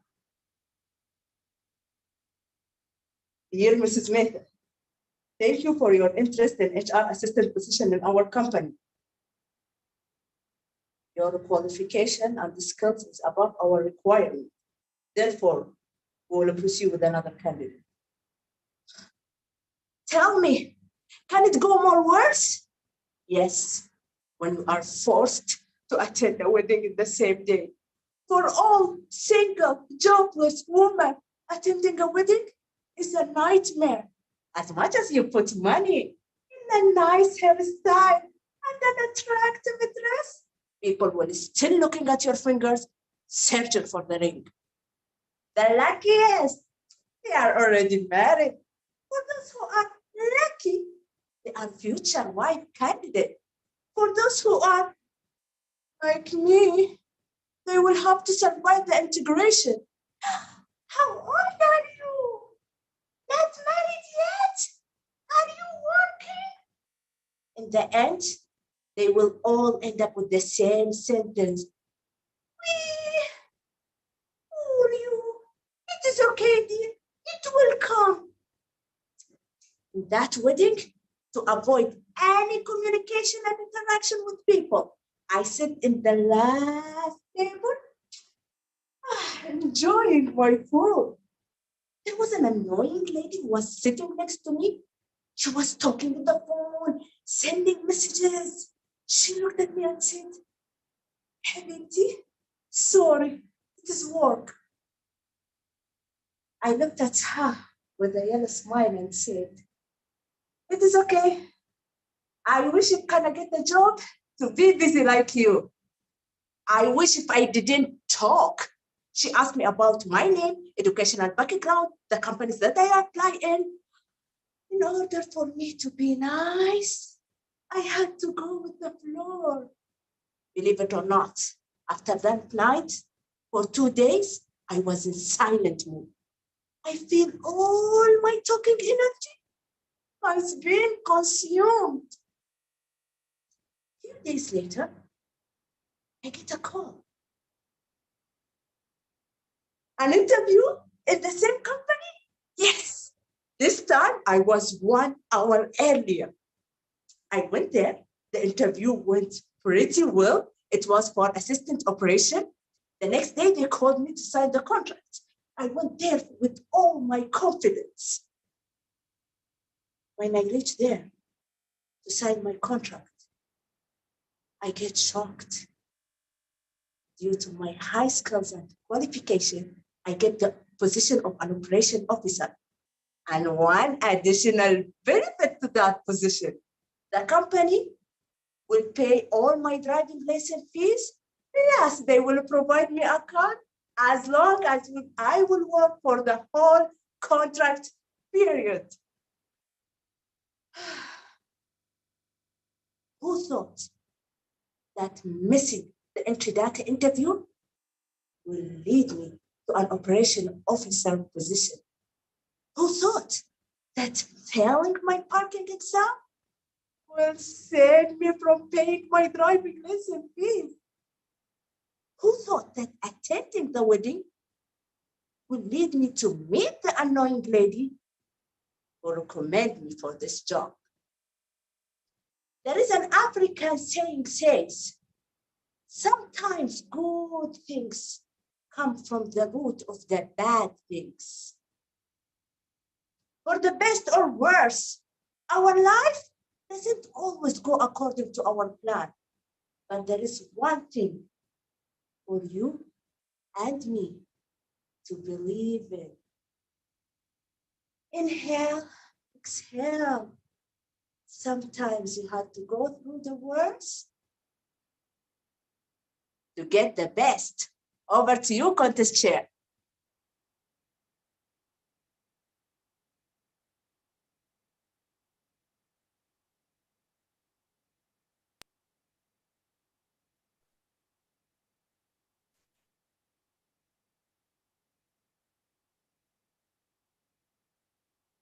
Let's wait for 1 minute for the judges to mark their scores.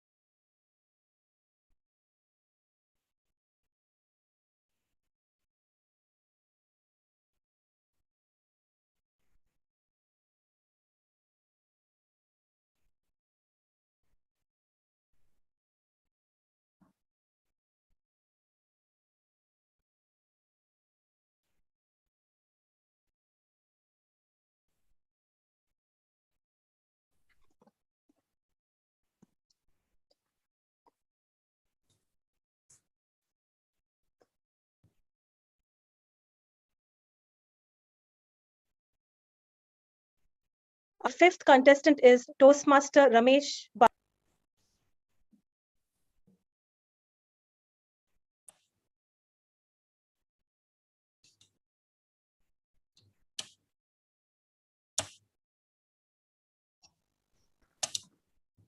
Speaker, just wait till the contestant is ready.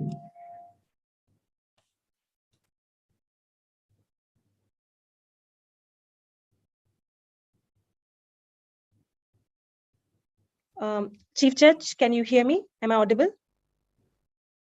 Yeah, now it's clear.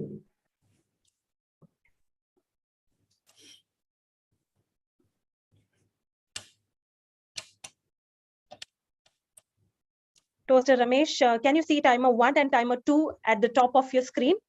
Yes, I can. Is this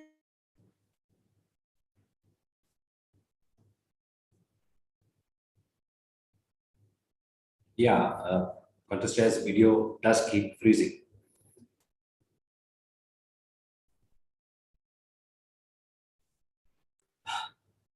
Yeah, contestant, from your end, there's slight technical issue. The audio and video gets disturbed slightly. Can you try again? Should I log out and log in? Give it a try. Meanwhile, let the backup CC introduce the speaker number 5, and you may log out and log in so that while the speaker 5 starts, you can continue. Yes. Yeah, backup CC, go ahead. Yeah. Okay, just give me 1 second. Sorry. Yes, contestant number 5. Are both the timers visible to you? Yes, they are. Okay. Is this going to be your speaking position? Yes, this is. I can hear certain laughter at the background. Okay. Yeah, there. Okay. Could you just repeat this sentence to confirm your audio and video is fine? I am a champion. I'm a champion. Perfect. Contestant number 5, Toastmaster Ramesh Gopalan. Illusion of impossible. Illusion of impossible. Toastmaster Ramesh Gopalan.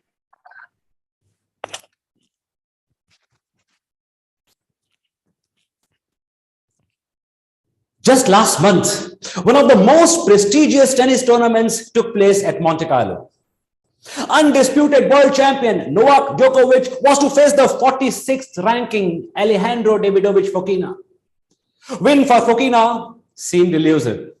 But Foki broke free of that illusion and stunned the world with his straight sets of 6-3, 7-6, 6-1. And in less than 3 hours, he defeated the world champion. Contest chair, respected judges, fellow Toastmasters, and revered guests. If Fokina had considered defeating the world champion impossible, he would never have tried enough. Many of us are deluded by this illusion of impossible. I, for one, have been in its grip for a very long time. In February 1991, I received a call from Dr. Wani to meet her as soon as possible. Dr. Wani is an oncologist and our family friend. As I reached her clinic, I was ushered in. Ramesh, your mother has been visiting me while you were on tour. Did she tell you anything? No, doctor, she did not. What happened? Well, she came complaining about a lump in her breast. So I examined her and took a mammogram. It was not good. So I did a biopsy. Ramesh, I'm sorry to say, her tumor is malignant. Doctor, will she be fine? I hope it is curable.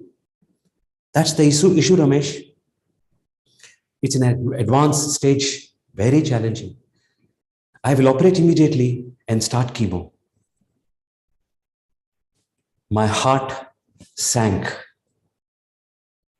I had just lost my father 3 months ago, and I was not prepared for this. I went home and looked at my mother. Anger that she had kept it from me, and my anguish arrested my tongue. She held my hand and said, "I'm sorry, Dam. I did not realize the seriousness.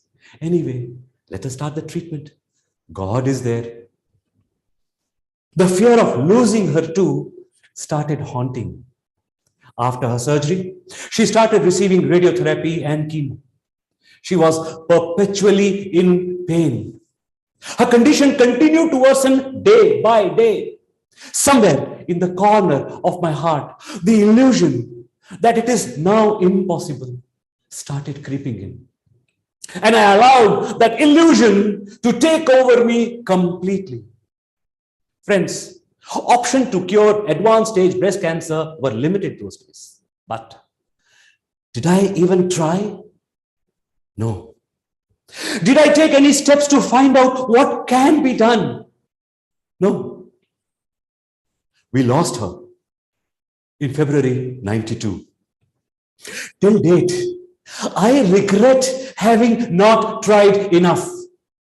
Till date, I repent falling for that illusion that made me give up, that prevented me from thinking proactively and doing more for her.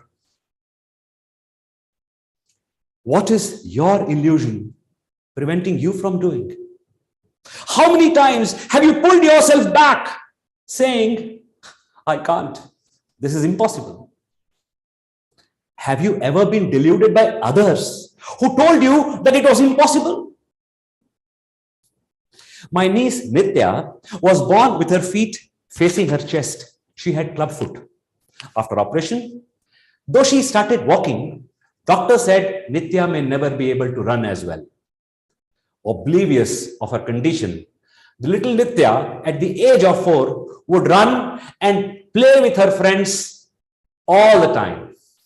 But within 15 to 20 minutes of her exertion, her feet would hurt.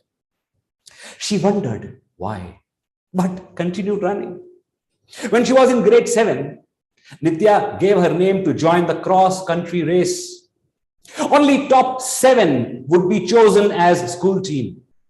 Not wanting to disappoint her daughter, my brother and his wife told Nitya, "Nitya, you must know that you were born with a club foot and we had to operate upon.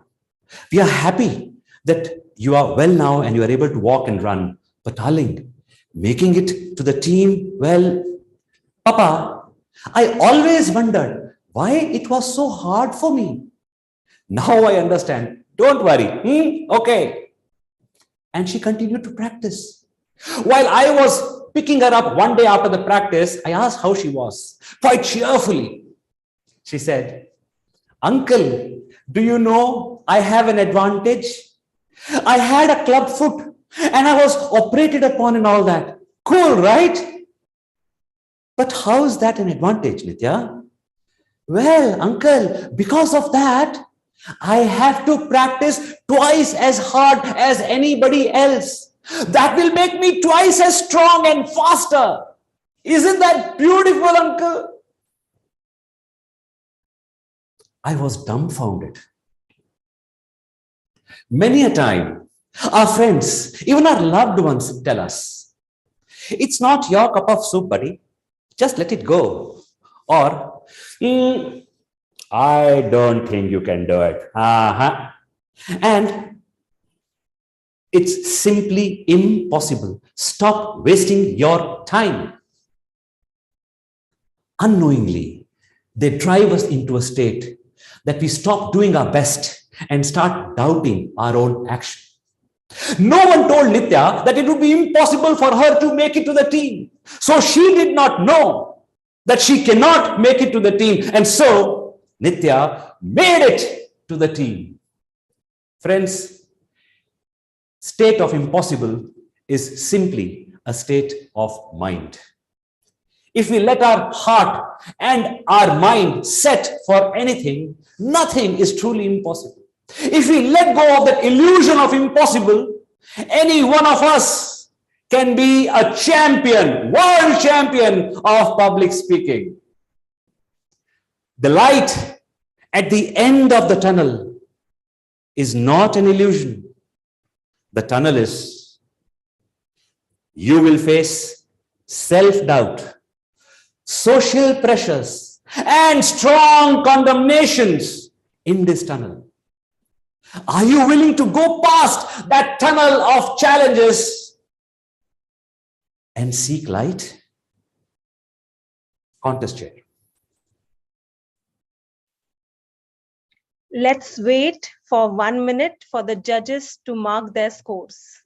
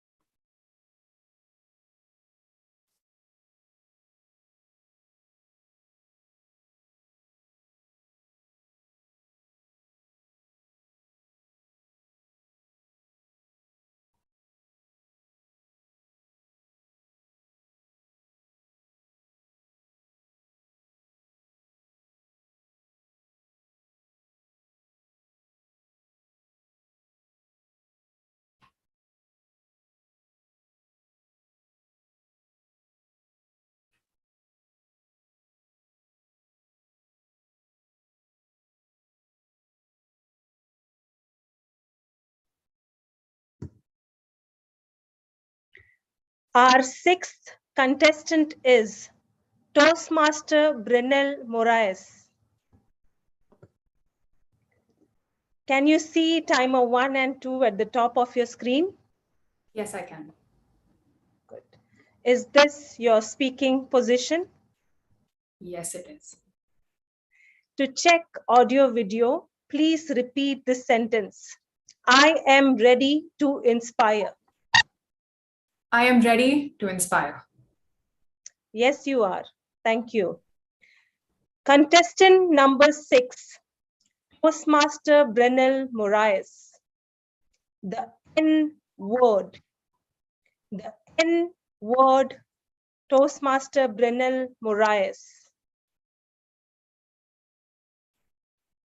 And reporting live at the Rhode Island Dunkin' Donuts Center, this is WWE Monday Night Raw. In the final segment, we have Daniel Bryan and Bray Wyatt facing off in a menacing steel cage. Wyatt is on the floor, down for the count. Bryan is hounded at the edge of the ring, ready to deliver the final blow. With all eyes on Wyatt, Bryan sticks his hands in the air and starts chanting, "Yes, yes, yes," joined by an audience of 14,000. Yes, yes, yes, yes. Bam goes the running knee. The crowd goes wild, and the insanely loud choir of yes pierced through the stadium and through the night. Contest chair, fellow Toastmasters and guests. As a teenage adrenaline junkie, watching that on television for the first time was euphoria. Daniel Bryan, my favorite wrestler, really embodied that. Yes! And so I too wanted to embody that in real life. After all, saying yes means you're unstoppable. You're a machine. You're Captain America's vibranium shield. Or at least that's what I'd convince myself. You see, the real reason I'd say yes is because the alternative to yes is a word that I cannot say. Shh! Don't say it. It's the N-word, man. Weekends with my aunt and her family were a blast. And she would make the most decadent Indian food. We're talking biryani, dahi balla, chole puri, and her breakfast speciality, lacha parathas. I would gorge on them until I couldn't. But right as I felt like my gut would explode like TNT, she would amble out of the kitchen with a plate saying, "Beenu, have more now." such a pure soul. I can't say the N-word to her. And so I'd have one more paratha, another paratha. And the next thing you know, I'm stuffed and immobile. Lacha paratha. Look, I know I'm not alone in my difficulty of saying the N-word, and that for many it goes beyond rejecting food offered by a pampering aunt. You know, when you work beyond your hours of work just to appease your boss. When you fill up your social calendar and stay really busy for fear of missing out and disappointing other people. When you bite off more than you can chew because you can't stomach the idea of just saying no. I was all of those things. But last August, when my dad had to retire and move back to India, it forced me down a sobering path of focusing on my career and my future. It meant I was an adult, learning how to adult. In December, I got a new job. I started living alone. My first month as business support executive was exciting. It was also quite the challenge. It meant that between long hours of work and suddenly being responsible for my own food, my own bills, my own chores, I barely had any time. Oh, but I still couldn't shake off the itch of saying yes to social outings, extracurricular activities, and a lot of friends. The result, I lost sleep. My health suffered. I felt sick twice in a month. I couldn't focus on my job. But most importantly, I lost sight of what was most important to me. Me. That's when I realized I needed to say no a lot more. And that realization sounded scarier than having a fifth lacha paratha down your throat. My dear friends, yes, challenges you to push past your limits. No acknowledges that you have limits. You need it to protect your time, your energy, everything that you want to achieve. To stop fearing the N-word, I had to stop calling it the N-word. I had to realize its value in my life. And so 3 months ago, I had to choose between delivering this speech and attending a birthday surprise by a college friend that I hadn't met or heard from in 3 years. I was torn. I wanted to be there, but I also wanted to be here because maybe I needed to hear this message, and maybe you needed it too. So I said no. I apologized and I told my friend that I couldn't make it. It's been 3 months and I haven't heard back from this friend ever since. Was it hard? Yeah. But it taught me a bittersweet truth about saying no. That it can be a litmus test for the true strength of your relationships. With friends, with family, with yourself. Saying no to people you care about is hard. But those who care back will understand. And they're the ones worth having in your life. Who can say no to that? Fellow Toastmasters, to show up for yourself, to chase the self-worth and the potential that you always dreamt of. It's okay to say no. After all, saying no means you're unstoppable. You're a machine. You're Captain America's vibranium shield. Contest chair. Now we will have a 3 minutes of silence for the judges to mark their ballots and finalize the results. During this time of silence, the participation certificates will be displayed on the screen.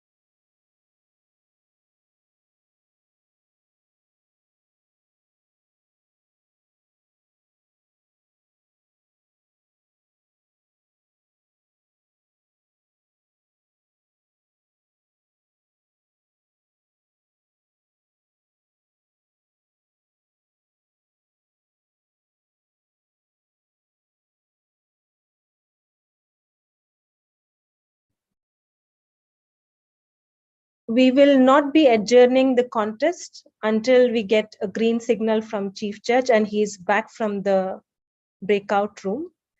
Till that time, I would like to hand over the stage to our Master of Ceremonies, Toastmaster Tulika. Thank you so much. Thank you so much, Contest Chair, Toastmaster Soumya, for a lovely, lovely session. You were poised, calm, and composed throughout the session. And a big thank you to all the contestants. You took us through inspirational stories and, inquired and rather made us think a lot about how is it and what is going on in our lives as well. So very, very interesting. Thank you so much for running us through. While we wait for the CJ to come back, audience, are you enjoying yourself? I'm sure you did, because we had amazing 6 speakers coming and speaking here with us. So it was really, really interesting. And while we wait, let us also go deep dive into thinking about why is our theme hope for this year. If you did notice, we have a very interesting thing saying opportunity this time, and hope H stands for happiness, opportunity, and happiness was done yesterday, and today we are speaking about opportunity. So a big thank you to DTAC team for having and giving us, all of us, this opportunity to be here today, and we're having an excellent series of the session. We are going to be breaking after some time, so let us go ahead and take a short break after some time. I'm just waiting for CJ's confirmation. Okay. And let's go ahead and stretch ourselves, grab some snacks, and also munch on to something very interesting. I'm going to be having my coffee now, and I guess even you guys are very excited to grab something. We're almost towards the end, but it's not the end yet. As it says, there is definitely something more exciting which is awaiting, which is our results. So while our judges are still waiting and they are ready and gearing up to announce the results, go ahead and take a break, and we will see you after 10 minutes. Our diligent timers will keep us updated, and we'll be back soon. See you after 10 minutes. Bye.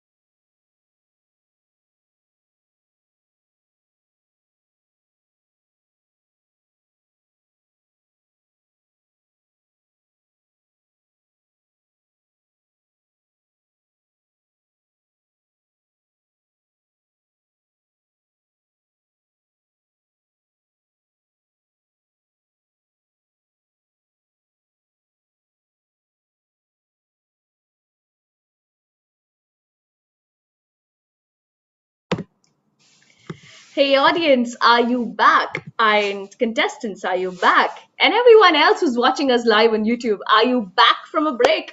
Well, I am back and I had some lovely hot coffee with biscuits. What about you guys? Did you enjoy your break? I'm hoping that you used your washroom as well, because for the next 15 to 20 minutes, I want you guys to stay hooked on, because you're not going anywhere until we get to know the results. So, while we all are getting excited, go ahead and stay glued on. Don't move at all. Now is the time where we announce the winners. Woohoo! Drum rolls, please. So, the DTAC theme 2022, as I was speaking to you before the break, is hope, which is happiness, opportunity, progress, and excellence, which is exactly what we've been doing all this while. We witnessed happiness, opportunity, progress, and excellence through wonderful series of international speeches today. So let's go ahead and check if our CJ is here, our chief judge is here, our contest chair is here, the role players are here, everyone's here. So let's get ready and let's get started. So are you all excited to know who's this year's International Speech Contest winner 2022 District 105? Okay, so now I would like to announce our contest chair, who's none other than Toastmaster Soumya, to announce the results. Dear contest chair, I would like to invite you back again to adjourn the contest and also announce the results. Over to you. Thank you so much, Master of Ceremonies, Toastmaster Tulika. Ladies and gentlemen, let us first give a huge round of applause to our magnificent contestants by using your reaction icons or emoticons or like button on the YouTube. This concludes the contest, and I hereby adjourn the International Speech Contest of District 105 for the Toastmasters year 2022. Toastmasters and guests, thank you for your support, and I want to express my gratitude to all who made this contest run so efficient and so smooth. Thanks to all the role players, backup role players, sergeant-at-arms, timers, chief judge, judges, tally counters, Zoom master, and backup contest chair. I would also like to thank DTAC committee for their immense support and giving me an opportunity on this platform. I would now first like to call our Chief Judge, TTM Sunil, to advise if there was any disqualification. Sir? Thank you. There is no disqualification due to time or due to protest. Thank you, Chief Judge. Okay, ladies and gentlemen, time now to announce the results for District 105 International Speech Contest Finals 2022.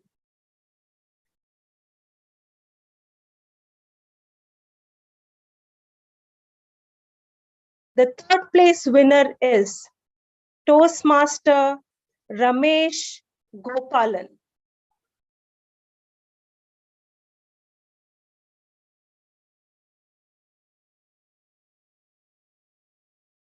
Thank you. The second place winner is Toastmaster Brynel Moraes.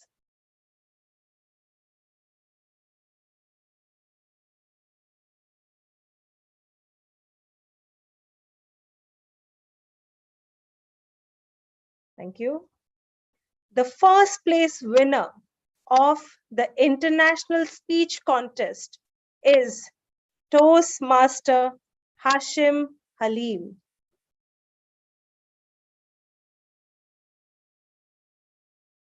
Congratulations to all. I would now like to hand over back to our vivacious Master of Ceremonies, Toastmaster Tulika. Thank you, contest chair, and congratulations to everyone, each one of you, and congratulations to all the winners who've made it this far. It's very interesting that it's always something to know that you have done the most you could, but do not leave off hoping or it is of no use doing anything. Hope and hope to the last. By Charles Dickens. My dear contestants, you are all winners. Do not lose hope, as you could not make it till the end of the finish line. As no matter what the results are, you are and you will always be a winner. Having said that, don't lose hope and try again next year. Hey audience, we will see you next week, because next week is our semi-final of humorous speech contest and also table topics and evaluation finals on 28th of May.